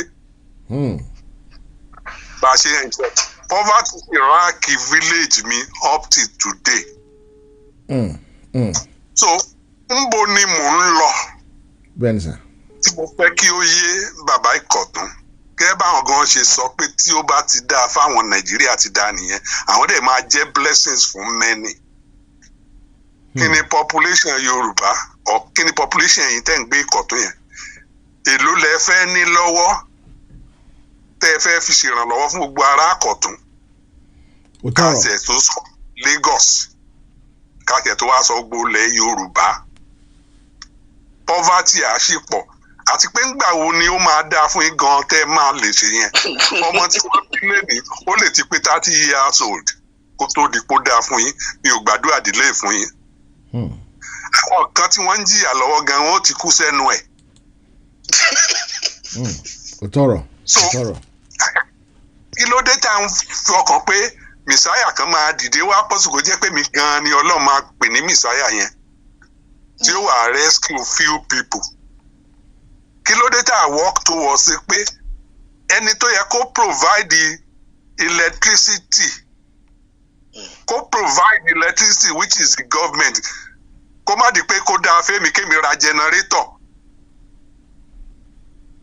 Nílùú èbó ń bí báyìí, àfi tó bá fẹ́ ṣe nǹkan tó fẹ́ ṣe àwọn tí wọ́n wà ní oko tí wọ́n need àwọn meals kan separately náà ń lo generator. Iná wọ everywhere nígbà ìjọba provide yẹn, omi wà, wọ́n ṣe títì everything. Okay, nígbà tó lọ́n bá dá mi dáadáa, títì iwájú ilé mi nìkan ní í ṣe. Àwọn yòókù ńkọ́. So tá a bá ń sọ pé Nàìjíríà ó dáa, kì í ṣe pé bóyá ń lówó, màá ralẹ̀, màá kọ́lé, màá máa ṣe blessing, màá máa fẹ́yàwó káàkiri, ìyẹn ni Nàìjíríà dáa. N tó máa jẹ́ kí Nàìjíríà dáa ni pé kí ìjọba kó ṣe nǹkan tó yẹ kó ṣe. Kó má jẹ́ pé àwa náà ní self provider, àwa náà là á ṣe omi afúnra tá a mọ gbẹ́ kànga kiri. Àwa gbẹ́ kànga typhoid. Àwa náà láti mọ ra generator sílé tá a mọ fi èéfín dísù sí mú. Àwa náà láti mọ sanwó sùkú ọmọ àwọn mọ̀lẹ́bí gbogbo wọn mọ̀ á pé níwájú nílé wa lójoojúmọ́ láti wá gba blessings lọ́dọ̀ wa. These things ìjọba lè provide díẹ̀. Nígbà tí ìjọba bá provide gbogbo orú nǹkan bẹ́ẹ̀ yẹn, òun ni ìlú ń dá. Kì í ṣe pé kẹ́ni individual máa struggle kó máa hit fortune kò ṣe máa jẹ́ blessing sí àwọn kan. That is not right. Bóyá nítorí pé ẹ̀yin ò tí ì jáde nílùú rí kẹ́ lọ síbòmíì, ni ò jẹ́ kẹ́ ẹ rò dáadáa pé generally responsibility government ò ní kó provide àwọn nǹkan wọ̀nyí. Àwọn nǹkan kan wà tó jẹ́ pé it is not for individual to provide. Ìjọba ló yẹ kó ṣe. Ti individual ni pé kó wá iṣẹ́, kò dẹ̀ need the connection. Tó o bá fẹ́ gba loan ní bank, o ní láti mọ bank manager. Oríṣiríṣi facilities mo enjoy nílùú yìí, mi ò mọ bank manager, mi ò tiẹ̀ morúkọ rẹ̀. Bẹ́ẹ̀ tí n bá fi apply fún overdraft tàbí loan, mò ń rí gbà lórí bí mo bá ṣe run account mi bá ti ṣe dáadáa. Tí mi ìjà wọn lólè, tówó dẹ̀ ń wọbẹ̀ regularly, mi ní láti mọ anybody, mi ní láti mọ aláàjì kankan. Aláàjì màlámàlá. Nǹkan náà sọ pé kí Nàìjíríà dáa nìyẹn. àwọn tí nàìjíríà dẹ̀ bọ́ sí lọ́wọ́ táwọn gbára wà lọ́wọ́ wọn àwọn ti sọ pé kò sí nǹkan tó jọ bẹ́ẹ̀ a ti ṣe rí láyé Awólọ́wọ̀ nígbà tá a wà on our own wọ́n bàjẹ́ mọ́ wa lọ́wọ́ ni a fẹ́ ṣe metro lẹ́kọ̀ọ́ wọ́n ní kò sí tó jọ bẹ́ẹ̀ Buhari náà ni so bàbá Àkàntún ẹ jẹ́ ká wake up bẹ́ẹ̀ sà. nílùú wa yìí teacher ń jẹ́ millionaire ń di millionaire. Ben, it's hard for a teacher to become a millionaire in Nigeria. It's very hard. It's hard for a teacher to buy a car. It's hard. Unless the teacher is the boss tree. Government ló dá gbogbo ẹ̀rú. Population Nigeria tí teacher bá go private tí wọ́n ṣe iṣẹ́ wọn teacher make million. I'm talking of pound sterling, not naira. Torí naira ò ní value nísìn. Yeah.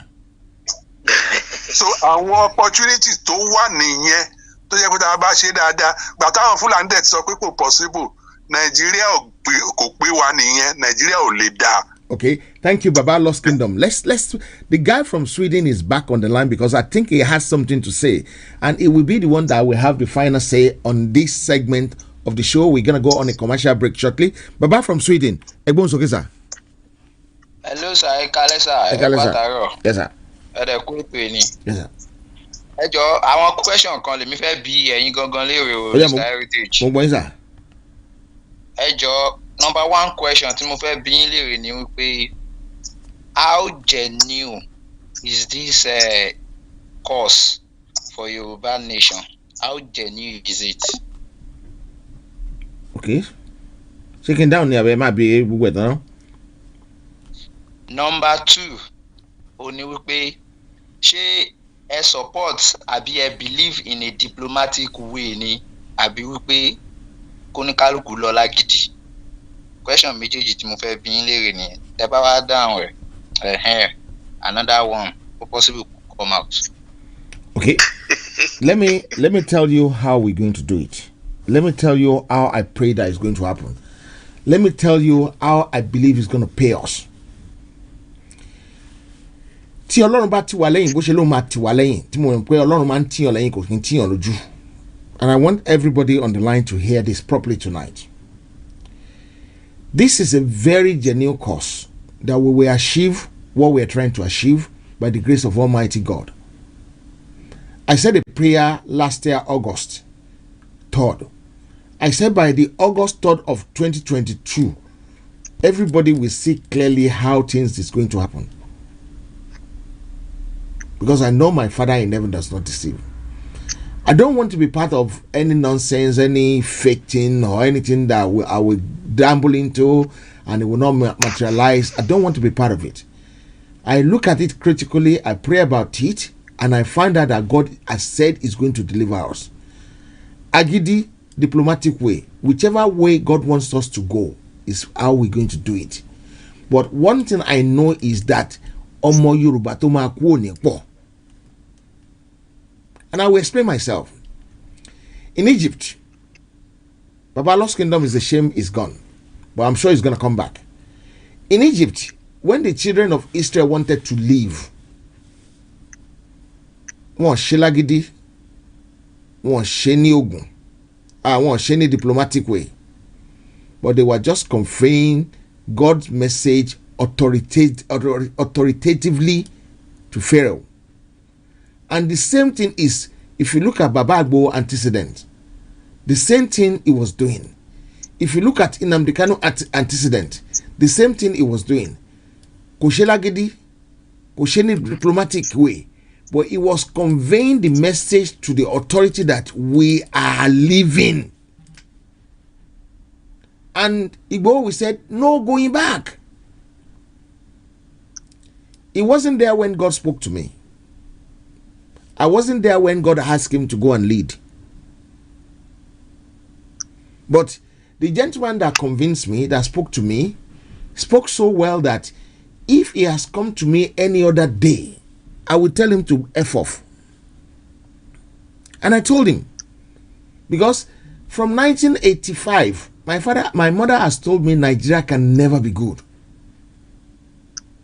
When to buy a pin to England is about 800 naira then. or the BTA is about 800 naira. That time you spend naira in South Kensington, in Brixton, you pay for stuff with in naira. And then the naira goes up a little bit.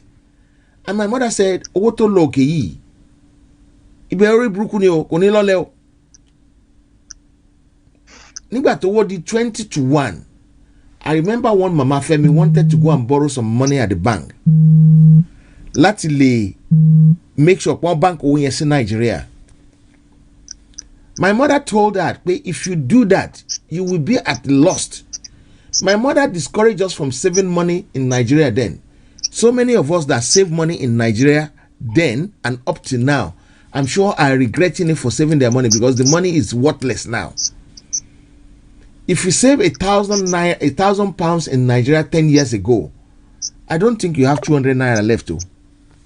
200 pounds left to. You understand? I don't think that money is worth 200 naira again.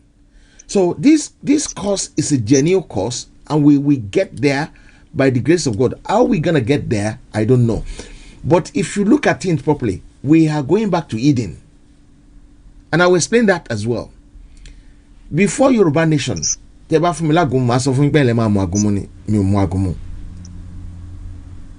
you watch my program yesterday, I said something. I said, Amamani, Ọlọ́run Jacobu, Ọlọ́run Abraham, Ọlọ́run Isaac. Kí ló ṣe wá tá lè máa ní Ọlọ́run Ògún, Ọlọ́run Ṣàngó, Ọlọ́run Ọbàtálá, Ọlọ́run Ọya. Ṣé báwọn náà lọ́lọ́run tó tì wọ́n lẹ́yìn? Àbí kò sọ Ọlọ́run tó tì wọ́n lẹ́yìn ni? Of course they are. So why can't we pray like that? Instead of praying on what you did not see, why can't we pray on what we know, what we see, what is written for us? Ọlọ́run Ògbórí Ẹlẹ́mọ̀ṣọ́. Àbí Ògbórí Ẹlẹ́mọ̀ṣọ́ ṣá jagun, ó ṣá win. If you can win, ó mi pé Ọlọ́run kan ló ti lẹ́yìn. Ọlọ́run tó ti lẹ́yìn yẹn, why can't we pray pé Ọlọ́run tó ti Ògbórí Ẹlẹ́mọ̀ṣọ́ lẹ́yìn, k'Ọlọ́run yẹn wá máa tì wá lẹ́yìn? But we will be asking for God of Abraham, God of Shadrach, Meshach, and Abednego. Eshungoni. Okay. Thanks for the clarification. Thank you. More understanding. Cherry reason to jẹ́ kí n béèrè nǹkan tí mo béèrè lọ́wọ́ yín yìí pé kí gbogbo àwọn èèyàn gbọ́. I know this is actually the answer tí mo expect látọ̀dọ̀ yín. But Temo, me as a person, right from the onset, tí kíní yẹn ti bẹ̀rẹ̀, mo ń support course yẹn. But láti ìgbà tó ti dàbí ẹni pé Sunday Igboho has been in Benin Republic àti ìgbà yẹn, and many things tó padà ṣẹlẹ̀, ó jẹ́ kí n ṣe kíni, ó jẹ́ kí n Can we withdraw back here? You understand? Because number one, irú bàbá tó kọ́kọ́ pè sórí iṣẹ́ oyin lẹ́nu ń sọ pé tẹnu Yorùbá bá kú kíní kan mọ́ in the world. Number one, kò sí ibi tí ẹnu gbogbo èèyàn ti máa kú tí wọ́n máa tó bá ń wá nǹkan. That's number one. Tó bá ń wá nǹkan, ẹnìkan ló máa lead or àwọn kan ló máa lead. Tó bá ń fight course yẹn lọ, tó bá rí pé ó fẹ́ bọ́ sí dáadáa, nǹkan tẹ́ni ọ̀pọ̀lọpọ̀ by then ọmọ máa sọ wípé okay, nǹkan tẹ́ni yìí dẹ̀ ń fight fún ó right o. Yes. Àwọn more people, because it's a moving train, àwọn more people máa join. Ṣòye, that's number one. Kò síbi tí ẹnu gbogbo àwọn èèyàn ti ń kó. But mo support nǹkan tó tún fi kún wípé kẹ́nu wọn ṣe kíni, kẹ́nu wọn bò. Mo support ìyẹn báyẹn. Ṣé rí reason tó tún wáyé kí n béèrè question yẹn òun ni wípé Chief Igboho nǹkan kan ṣẹlẹ̀ ní ilé wọn, and there is an organization tó dàbí ẹni pé à ń sọ wípé àwọn náà wà genuine tó ń pursue course yìí fún wa. People, the sensitive ones lára àwọn tó máa ń wo program lórí show, they keep asking why tó jẹ́ pé issue máa ṣẹlẹ̀. Àwọn tó pera wọn ní board, tó pera wọn ní member, tó jẹ́ pé àwọn gangan àwọn ní front, àwọn náà wà ní front, they are the front runner. Let me put it that way. And they didn't say anything about it. Nobody, none of them could come online, even if there is no radio or TV station to address the Yorubas. Why can't they make use of, even if it's a phone, if you record, okay, from Ilana, let me put it that way, from Ilana, this is our stand, this is our stand. Maybe they don't know, but I believe they know. Wípé àwọn kan wà tó jẹ́ wípé kọ́ọ̀sì Yorùbá nation yìí wọ́n gbé sọ́kàn ju ọmọ wọn lọ. Yes. Tó jẹ́ pé tí wọ́n bá gbọ́ pé nǹkan kékeré kan ṣẹlẹ̀ báyìí wọ́n ti máa wà panic. Yes. Lórí mi tí mo bá yín sọ̀rọ̀ tí mo bá gbọ́ anything nípa Yorùbá nation mo ti máa wà panic. Bọ̀bọ́ yàtọ̀ pé Ọlọ́run nífẹ̀ẹ́ mi gan-an. Òun ló ṣe dàbí ẹni wípé mo máa ń tètè withdraw màá kàn tún ṣe nǹkan míì ni, you understand, nǹkan tó máa mú mi rẹ́rìn-ín màá tún ṣe. Now ṣe rí gbogbo àwọn èèyàn tó ń sọ̀rọ̀ látàárọ̀ tó bá ti dàrú a máa lọlé, tó bá ti ṣe gbá a máa ṣe, oníkálukú ń sọ ni, ẹnu ni ọ̀pọ̀lọpọ̀ wa ní. Ẹ ti understand, ẹnu, mo fẹ́ kí gbogbo ọmọ Yorùbá mọ̀, ẹnu ni ọ̀pọ̀lọpọ̀ wa ní. Hello sir, ẹ jẹ́ kémi dá sí ń bẹ̀ yẹn o. Ẹ jẹ́ kémi dá sí ń bẹ̀ yẹn. Ẹni sùúrù, ẹ jẹ́ kán délé náà sà, ẹ jẹ́ kán délé. Ẹ jẹ́ kí n sáré clarify point ní Nàìjíríà àwọn èèyàn ń ṣe protest, wọ́n ń yìnbọn, wọ́n ń ṣe everything, wọ́n ń pa àwọn èèyàn. Kò sí nǹkan kan, kò sí justification fáwọn justice fáwọn èèyàn. Kò sí genuine justification pé nǹkan báyìí náà ṣe pa àwọn èèyàn. Now people could not come out again to protest, but here outside the country from Nigeria, outside, all of us were in abroad here to even protest when the cause for Yoruba nation was even very hot then. Tí gbogbo ayé ń gbọ́ káàkiri. Rally in London, I want to believe kò sí protest tí wọ́n ṣe ní rally tí a ti rí èèyàn 5,000. Èèyàn 1,000 kò sí. Èèyàn 1,000. Kò sí. Wọ́n dẹ̀ yìnbọn ní London, wọ́n dẹ̀ kóyàn ní London. That's another point o, because tó máa sọ pé àwọn boys yẹn ṣó yẹ kán máa jáde, ṣé kò yẹ kán jáde ní Nàìjíríà, ṣé kò yẹ kán protest, ṣé kò yẹ kán ṣe kínní, wọ́n ṣe yẹn o. Látìgbà tí Sunday Igboho tó ti wà ní àtìmọ́lé ní Benin Republic, protest mélòó ni wọ́n ti ṣe from outside Nigeria tí wọ́n ti rí èèyàn 1,000, 5,000. Now my brother, that God will bless him abundantly, àti gbogbo àwọn tó bá fi òtítọ́ ọnú tí wọ́n fi ń ṣe ọ̀rọ̀ Yorùbá nation yìí. Mayegun, he came up with an idea, ó dẹ̀ raise pé okay, kan raise kí another legal team kó náà tún gbórí wọlé káwọ́ bí tó máa jáde sí. How many people have actually contributed? Àwọn ọmọ Yorùbá tó wà ní abroad, ẹ jẹ́ ká gbé on estimation wípé okay o, kákan tí ẹ sọ wípé 1 million ni wá, kó ní kálukú fi 50 pounds sínú ẹ̀. Do you know how far that will go? 50 pounds is too much, sir. 5 pounds. Ẹ ti understand, ká sọ pé as in pé ká tiẹ̀ sọ pé Yorùbá ò tiẹ̀ pọ̀ rárá àtọ̀ 1 million in gbogbo Yorùbá tó wà ní diaspora. So what are we talking? So Baba, the way you are explaining it, you explain it in a very terrible way. Let me give you a scenario. Let's assume we have 100,000 or even 50,000 of people of Yoruba that are serious, and everybody put 5 pounds down. It would be 250,000 pounds. But let me explain that to you, right? How many media, how many of us that is talking on this thing promote Mayegun's contribution? And even contributed And I will go further down. How many people, when we were raising money for Igbohos lawyer, the first lawyer, could you give me 2 people that are talking about this Yoruba nation that ever mention it? nígbà tí mo dey accuse wọn, even the leaders of this thing, when I contacted them to say, okay, this is what we wanted to do, you know what they said to me? Àwọn olówó. Mo dey bẹ̀rẹ̀ pé owó tí ẹ ti ń gbà látijọ́ yìí, where is all this money? So, Mr. Heritage, yes, sir. Finally, what I want to say tonight. Uncle wanted to say something to you before you. Let's find a way that Chief Igboho will come outside. Ọlọ́run dẹ̀ máa bá wa ṣe. Kó jáde, kí màá yẹn jáde láyọ̀ àti ní àlàáfíà. That is my prayer. Because right from the onset, we have really failed.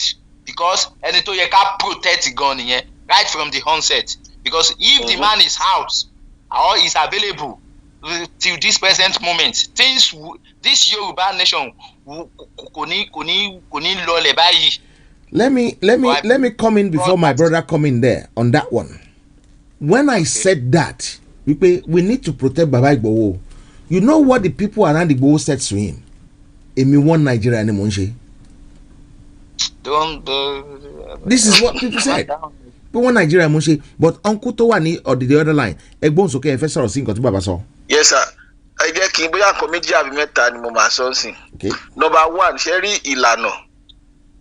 I fẹ́ play blame game nísìnyí, but just for. No, we don't want blame game for because record purpose. They've done some fantastic things.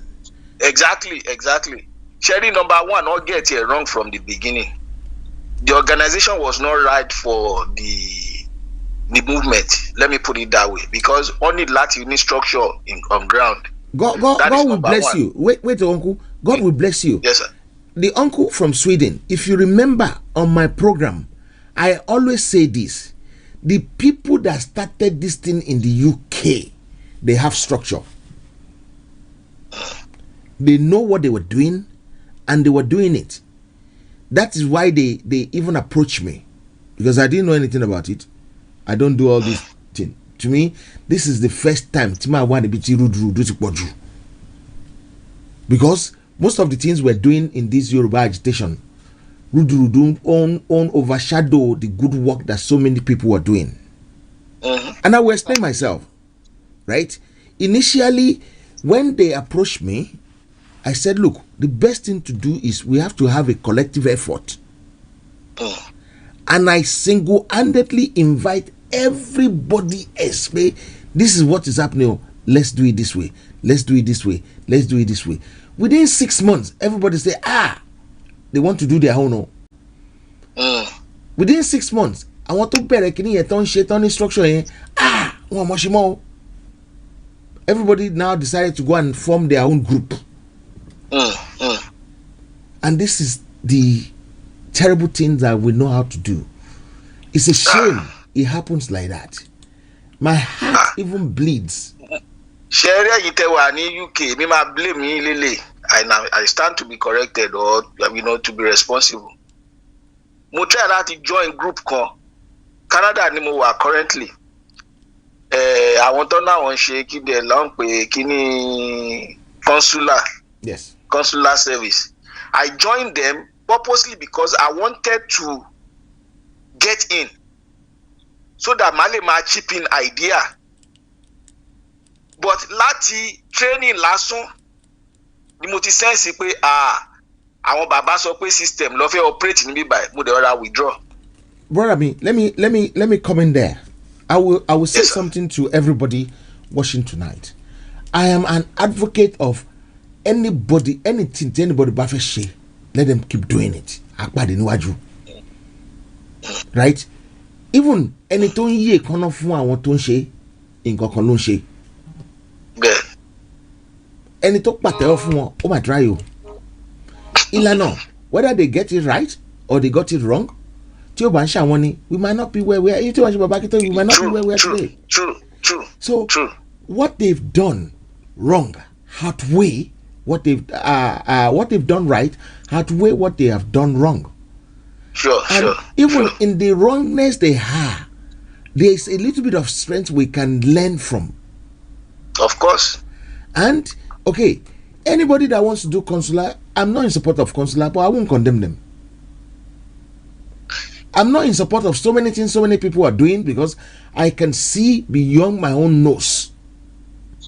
And a lot of people cannot see beyond their own nose. You understand? The problem we have is this. People that doesn't know, we always say they know. People that does not have an iota of idea of how to go about things. I don't want to be a leader because I don't want to be a leader. I'm into broadcasting. Before I don't talk, I'm always in the background doing the technical stuff, making sure that things goes well. Until people started messing about. That is when I say, what is big? What is big? There's no big deal in talking. I can talk. I've been a pastor. I've been a teacher. I've been a Sunday school teacher. And you think people who are pastors and Sunday school teacher and teacher, I teach physics, mathematics. So I can talk. I'm a talkative. Born to talk. Mo tún wá láti Ìbàdàn, mo lè bú èbú. Ṣé 30,000 naira lẹ́yìn náà ń gbà sá? Ṣé láti bú èbú? No, you got to teach. No, ìgbà tẹ́mi ń teach 750 naira ni mo ń gbà lóṣù. So they value. Ẹ kì í pa àwọn ọmọléèwé lórí ìdó nígbà yẹn. No, I will tell you one incident. Something happened. I will not give the details so that it doesn't cause trouble. There is this book that my uncle, Dr. Wolabi, used in 1958. It's a maths book.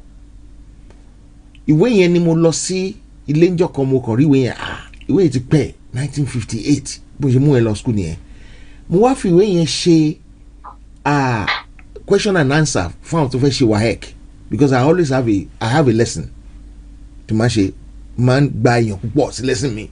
Mo máa work a question fún wọn tó wá ti di some few days before the exam. Mo dẹ̀ work nǹkan tó wà nínú ìwé yẹn. Ìgbà tí WAEC máa jáde, it came out word for word in that book. Wọ́n dàpọ̀ láti inú ìwé yẹn ni. Ọlọ́pàá mú mi. Because of that, ọlọ́pàá mú mi. Because wọ́n ní mo ti rí kinní ni. Ọ̀pọ̀lọpọ̀ àwọn tó lágbára nílé ṣàlùgbà mi lẹ̀. If not, ìkan tá à ń sọ yìí bóyá wọn bá ti jù mí sẹ́wọ̀n. Right? Mo dẹ̀ gbé wọn jáde pé look, this is where I find the thing that work for them. Èmi kan mi rí question tẹ́tẹ̀lẹ̀. Mi set the question but this is what copy kinní yẹn word for word. Question number 1, question number 2, question number 3, question number 4, question number 5, títí question number 8. What copy láti inú ìwé yẹn ni. So whose fault, Mr. Heritage? It's the question. It's the people who set the exam that are lazy. I will say they're lazy. I'm going to override everybody because I have Baba Jala on the line. Baba Jala asked to say something. I just can show last one. Just one more, please. Okay. Jerry, àwa kan sọ pé a fẹ́ lọlé torí pé tó bá make sense wa la fẹ́ lọlé. Tó bá ti dojú ẹ̀ là ń sọ sọ pé tó bá yẹ pé gbà tí wọ́n lọ yìnbọn fáwọn EndSARS tó bá dúró ṣe ti understand ó ti dogun nìyẹn àwọn kan alẹ́ ẹ̀ lè sọ pé ká fi iṣẹ́ tá à ń ṣe lẹ̀ sí kò sẹ́ tó máa bọ́ wa tá a bá lọ Nàìjíríà so èrò kan ló máa lọlé ẹ wo nǹkan tó ṣẹlẹ̀ ní Ukraine sí mo ti sọ kí ni ní forum nǹkan táwọn kan sọ pé ẹ kàn sọ̀rọ̀ ní ẹ̀ lè lọlé kò ṣe gbogbo wa kò dẹ̀ ń ṣèrò ló ń sọ̀rọ̀ pé àwọn fẹ́ lọlé àwọn tá a máa lọlé a lè má do 20 a lè má do 50 ẹ máa ju yẹn lọ baba ẹ máa tó 1,000. Èmi kàn sọ nítorí bàbá yẹn tó sọ pọ́nkàn sọ àwọn èmi ò sọ. And I'm talking about trained people that knows how to do it. So káwọn Fúlàní kọ́ máa gbọ́ nǹkan tó ń jẹun lórí wọn kó jẹ́ kó jẹun níwọ̀nba o tó bá ń wo program yìí kó jẹ́ kó jẹun mọ́ níwọ̀nba kó tètè jẹ́ kó ní kálukú máa lọ lálàáfíà ká lè jọ máa nájọ ṣe dáadáa lọ́jọ́ iwájú àwọn tó bá sọ pé àwọn fẹ́ sọ ní gbàgbós à ń bọ̀ nílé pẹ̀lú ògo Ọlọ́run tó bá yẹ pé a fẹ́ wá jà fẹ́ bì ni wọ́n máa nà wá àmọ́ tó bá yẹ pé lórí ẹ̀tọ́ wa la fẹ́ jà wọ́n máa jẹ̀yà ni o ó jẹ́ bóyá jẹ́ ṣé mo appreciate that dẹ fún wa. ẹ ṣé mo dúpẹ́ o God bless you. The caller on the line on 4494 I won't be able to take your call. I'm going to let you go, uncle from Canada and uncle from Sweden. I'm going to let both of you go. The uncle calling from 4494, I won't be able to answer your call because I have Baba Jala on the same number you are calling from. Baba Jala, let me call you back from another number so that I can take this call, sir. Baba Jala, if you can hear me, I'm going to call you back from another number so that I can answer this call. I think the person is gone anyway, so let me go back to Baba Jala peacefully. The person that called, please, if you call him back, don't call this number on the screen. Oh, I can't even access Baba Jala's call anymore. Hold on 1 second, sir, Baba. Yeah, I want to put it to speaker, but it's not allowing me to put it to speaker because somebody called the other WhatsApp. Just 1 second, sir. Okay, let me call Baba back myself. Okay, I'm calling Baba back now because Baba might have something important to chip into what we're saying. Hello, sir. Ekale, sir. Baba, you mute. Oh, Baba, you mute the call by mistake. Baba, you have muted the call. Baba, you have muted the call, sir.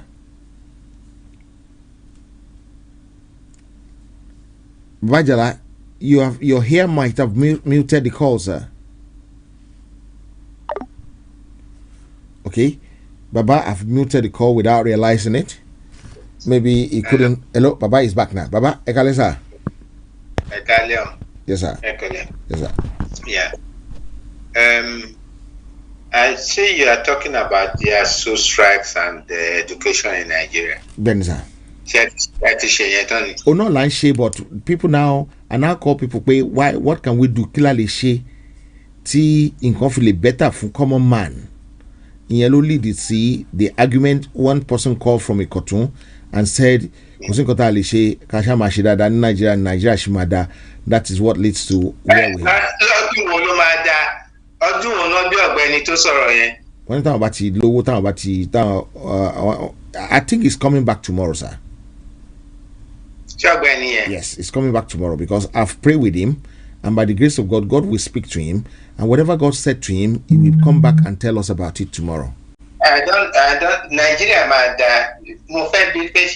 grandfather, Nigeria. But I want us to talk to him with love, so that we can do like Jehovah Witness to him, and Oduduwa Witness. Come on, Nigeria. Can't be me nothing of Nigeria matter. But my own grandfather said Nigeria will be done when I was in primary 3. Okay. Ben, sir. Primary 3 mo ṣe báwọn jẹyàn pẹ̀lú ẹ̀gúsí àti ṣàpáni. Náà wá ní pé bó mo tún lọ mo ní mi ò lọ ìjáde mo ti lọ gbá bọ́ọ̀ mo ti wá báwọn jẹun. Wọ́n ní ọmọ gbọ́ ọ Nàìjíríà yìí tí wọ́n dálẹ̀ yìí ṣé èdè ìbò náà máa fi ṣèjọba ni tí gbogbo alágbé ìbò yàtọ̀ sọ ti wọ́n sáàṣìrì. Àdẹ̀ kì í ṣe kan náà tó ìbò bá wá sáàrin àìlè mi mo wá ṣe develop that concept. Baba, hold on, let me just introduce the gentleman that just joined us on the call. Let me just introduce. Yeah. Baba, Ekale sir, 994494. Ekale sir. Ekale Baba. Iraiho. Baonio. So I just want to make sure you know that mo fẹ́ kẹ́ mọ̀ pé mo wà ńbẹ̀ pẹ̀lú yín ni. Baba Jala ń sọ̀rọ̀ lọ́wọ́, but mo fẹ́ make sure pé wà ńbẹ̀ ni. Baba Jala, ó yẹ gbóhùn sókè sir.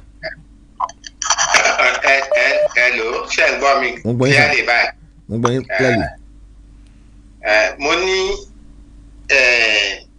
gbogbo àti ṣiṣẹ́ ti pẹ́. Kan tó bí mi ní Nàìjíríà ti dà. And I'm 75. But mo wà in primary school, not to ṣàlàyé fún mi. Baba, can I put you on hold there for a second? I want to use this because Baba said he's 75. I want to use this opportunity to wish Otumba Olabode Oseni, Otumba Ho, a very happy birthday, long life and prosperity. He's going to be 75 tomorrow in about 24 minutes. He's going to be 75 as well tomorrow in about 24 minutes. I want to use this opportunity to wish him, probably be one of the first person that will wish him happy birthday, unless there's some few people that are in Nigeria that have called him already to say it's their 12 o'clock, so happy birthday, sir. But from all the people in England, I'm the first one probably as well, but it doesn't matter who the first one is, as long as we wish Baba Otumba Olabode Oseni, you will live long in good health. You will not become a liability to your people, to your children, to your parents, to your wife, and to Yoruba nation at large. bàbá ẹgbọ́n sókè sá ẹ ti padà mo ti padà sọ́dọ̀ yín sá. ẹ ṣe ọ̀rọ̀ Yorùbá sovereignty Yorùbá nation ti wà Yorùbá nation wà ní gbogbo àgbáyé sovereignty lórí ilẹ̀ centered on Ifẹ̀ lókù tó yẹ ká tàn jà fún. And to achieve it, we have to dissolve Nigeria because it is an amalgam. Gbogbo wa la mọ̀ pé wọ́n ní amalgamation of Nigeria 1914.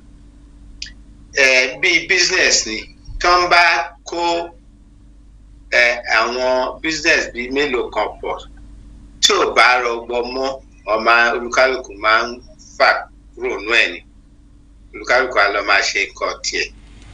And that's what we are. Taban sọ pé we have to dissolve the country kì í ṣe ọ̀rọ̀ secession.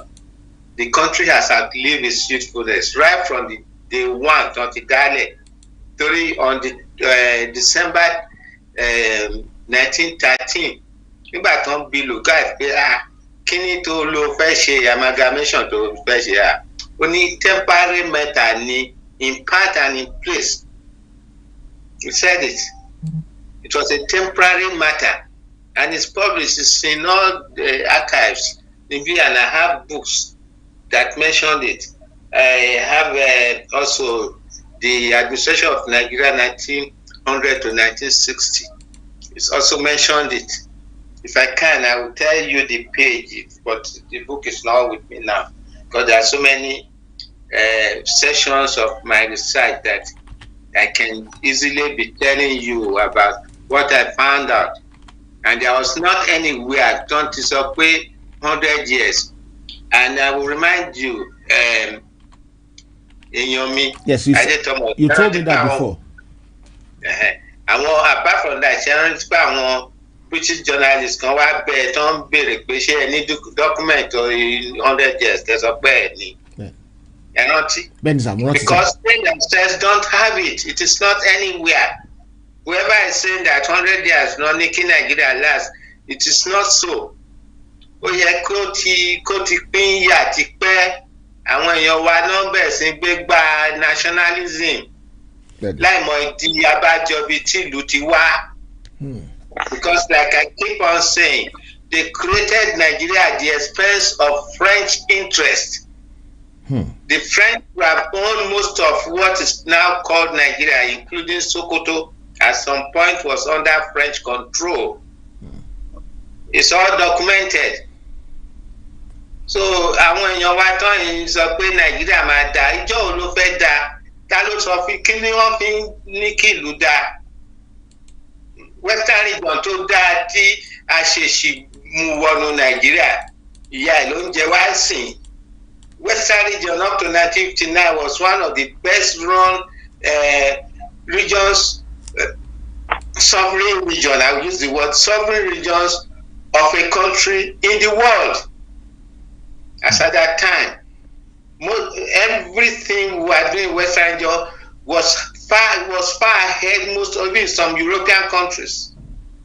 As at the time, Tani television, France Otini, but France is a superpower now. Where are we, the Yoruba race and Yoruba sovereign Western region of the time that we jettisoned?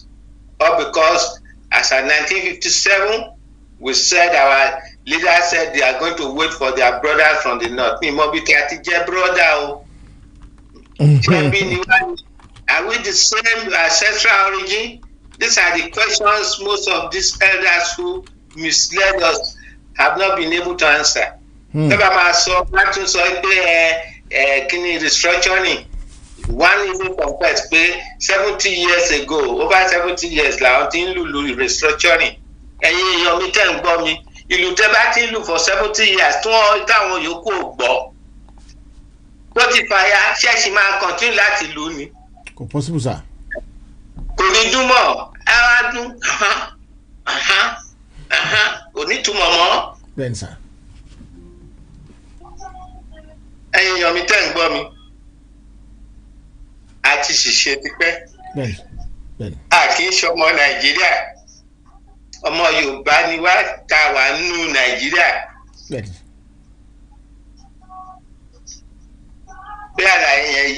Oyemi, AY, do you want to say anything? Yes, AY. Baba, hold on. AY, go ahead. Okay.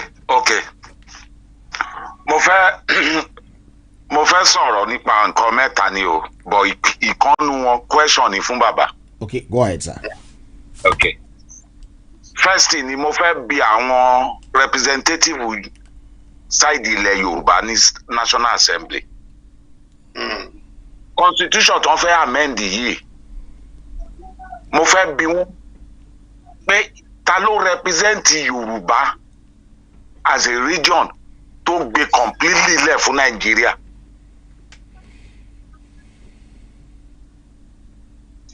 Wọ́n wà ní representative, wọ́n represent Yorùbá from East State, C State to make region wà ní time yẹn.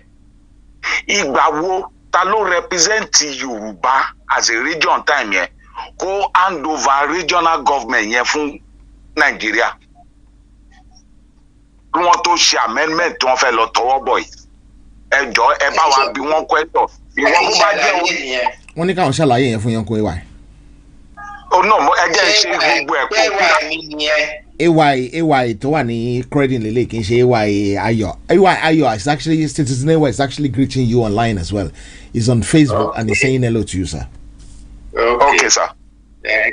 Okay. Ṣé kí n béèrè 3 question yẹn tán ni? Hold on, no problem. Terry, constitution tí wọ́n ṣe yẹn was not done by us. It was done for us. Kò yé yín. Torí ẹ̀ ló ṣe jẹ́ orúkọ match passing constitution. That was the last rúdurùdu ìwé tán ṣe tán láwọn fi ṣe constitution. Tọ́pọ̀lọpọ̀ àwọn èèyàn wa tán láwọn jọ̀jọ̀gbọ́n tó sọ pé is the best constitution we had. Wọ́n wo ìdí abájọ constitution yẹn. I'm not a politician, but I do research into words.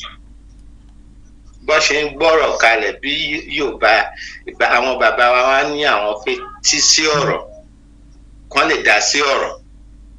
Ọ̀pọ̀lọpọ̀ àwọn èèyàn wa tó kàwé ò fetí sí ọ̀rọ̀. Mi rò bọ́rọ̀ tí mo sọ yé yín. No, Daddy, ọ̀rọ̀ tẹ́ sọ yẹn ó yé mi. Ìyẹn yé mi. Ìyẹn gangan kọ́ ni question kì í fẹ́ fún yín. Bàtí torí àwọn akọ́lá ṣe constitution yẹn. Ẹ try láti gbọ́ra yín o. Taking sọ Genesis kíní yẹn ní 1953. Constitution yẹn ẹ̀yin kọ́ ni mo tún question yìí. Baba Jala, hold on. Uncle Ayo, go ahead. Ṣẹ́rí ẹ̀yin kọ́ ni tún question yìí fún sẹ́. Gbogbo Yorùbá tó ń gbọ́ wa lórí ètò heritage tí wọ́n ní ẹbí ní Senate tó jẹ́ pé àwọn náà dẹ̀ ń support Yorùbá agitation yìí.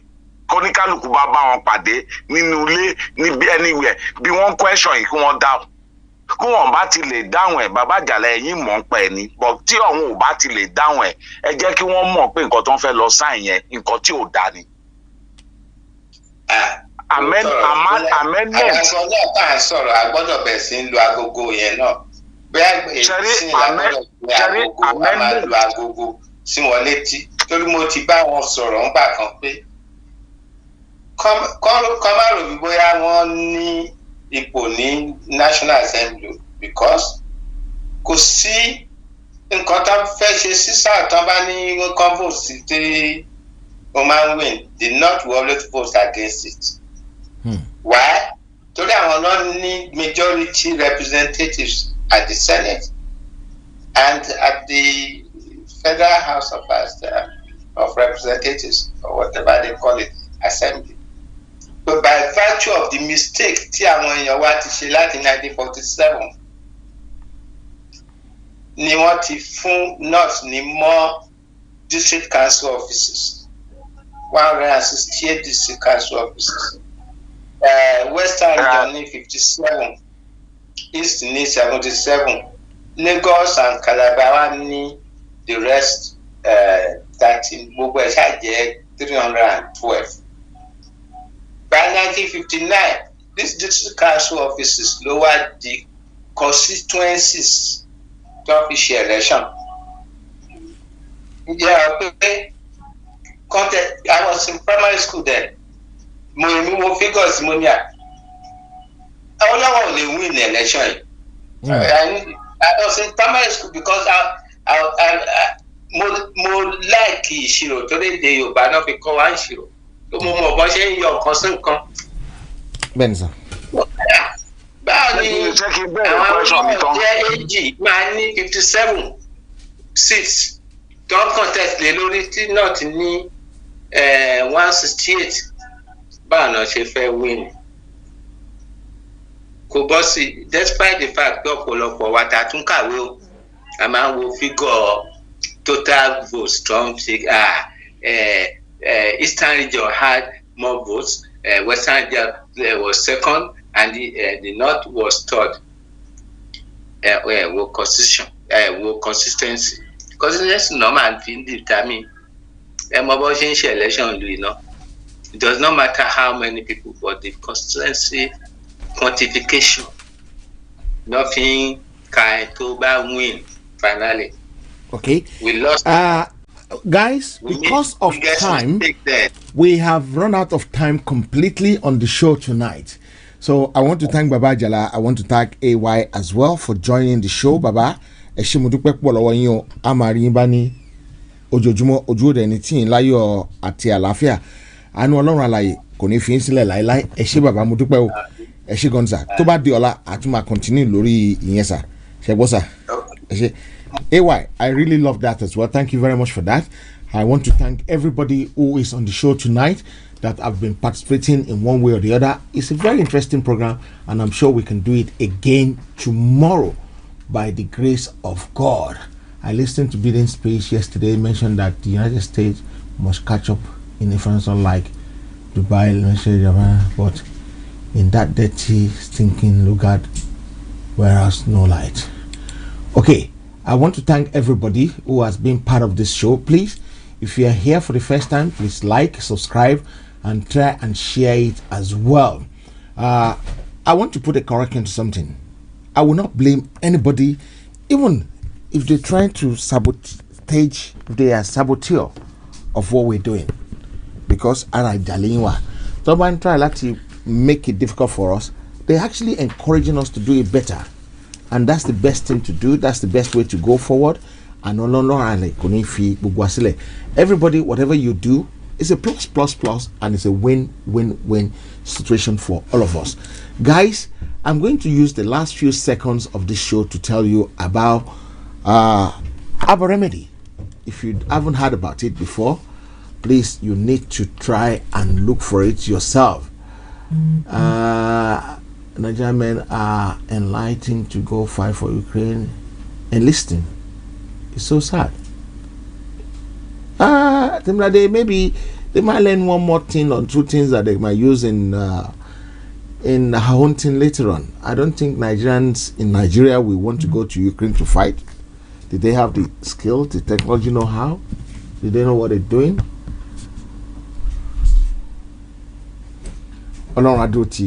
So, don't suffer in silence. If you need anything, any of our remedy, you can contact me. The number of the agent close to you are the number on the blue thing going over the red. The numbers in red that is going over the blue thing is the number of the agent. Look at the one closer to you. We have agents everywhere. We have so many remedies. And the one you want that is not there, you can always ask me. The same number that's on the screen. We have arthritis, we have diabetes, we have high blood pressure, we have back pain, we have ultimate heart tonic, we have bedwetting. So in case you know anybody that knows the number, please let him know. We have stroke restoration, we have we have anti-aging, we have migraine soap, we have Abslim, we have detox, we have how come I have heart tonic twice? I have heart tonic twice. Okay, you have Mercy Soap, we have Prostrate, Boston and Prevention, we have Shamoro, we have Edaoberin, we have Fibroid, we have Okurenlada, we have Akojedi, we have breast cancer, we have frequent urinary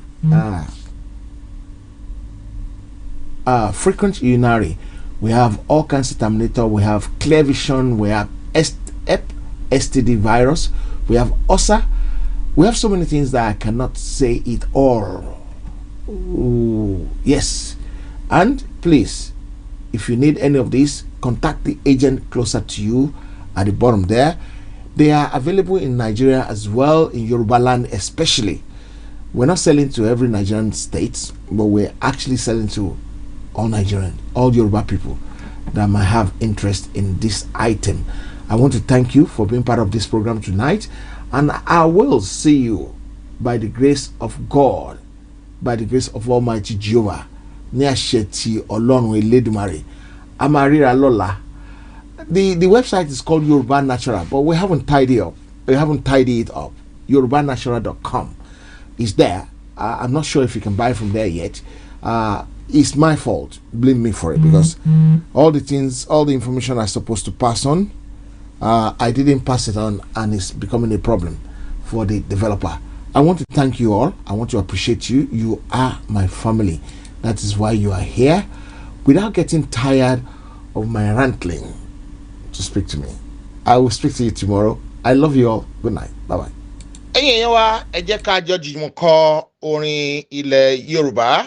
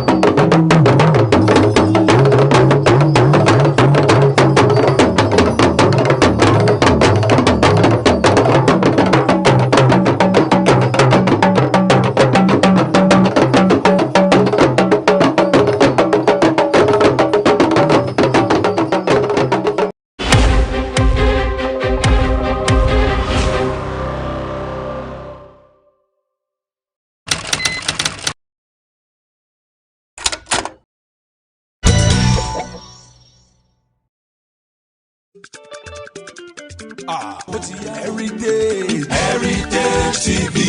La, la, la, la. Heritage TV. Everybody in London, have you heard that Heritage Television has come up with something new? All your functions and celebrations can now be multi-camera live stream that was only reserved for the rich and famous. Having a function in London can be viewed clean and clear immediately from any part of the world. Trust Heritage TV to give you a better reach. Heritage Television also does photography that will make you the envy of all your friends and family. Heritage Television is the best. All your functions like birthdays, funerals, weddings, church anniversaries or harvest. Heritage Television is the master. We are in the heart of London with an ultra-modern equipped studio. You can call us on 020-800-46100 or email us info@heritagetv.co.uk or mobile 0734 1234 560. Heritage Television will do you proud.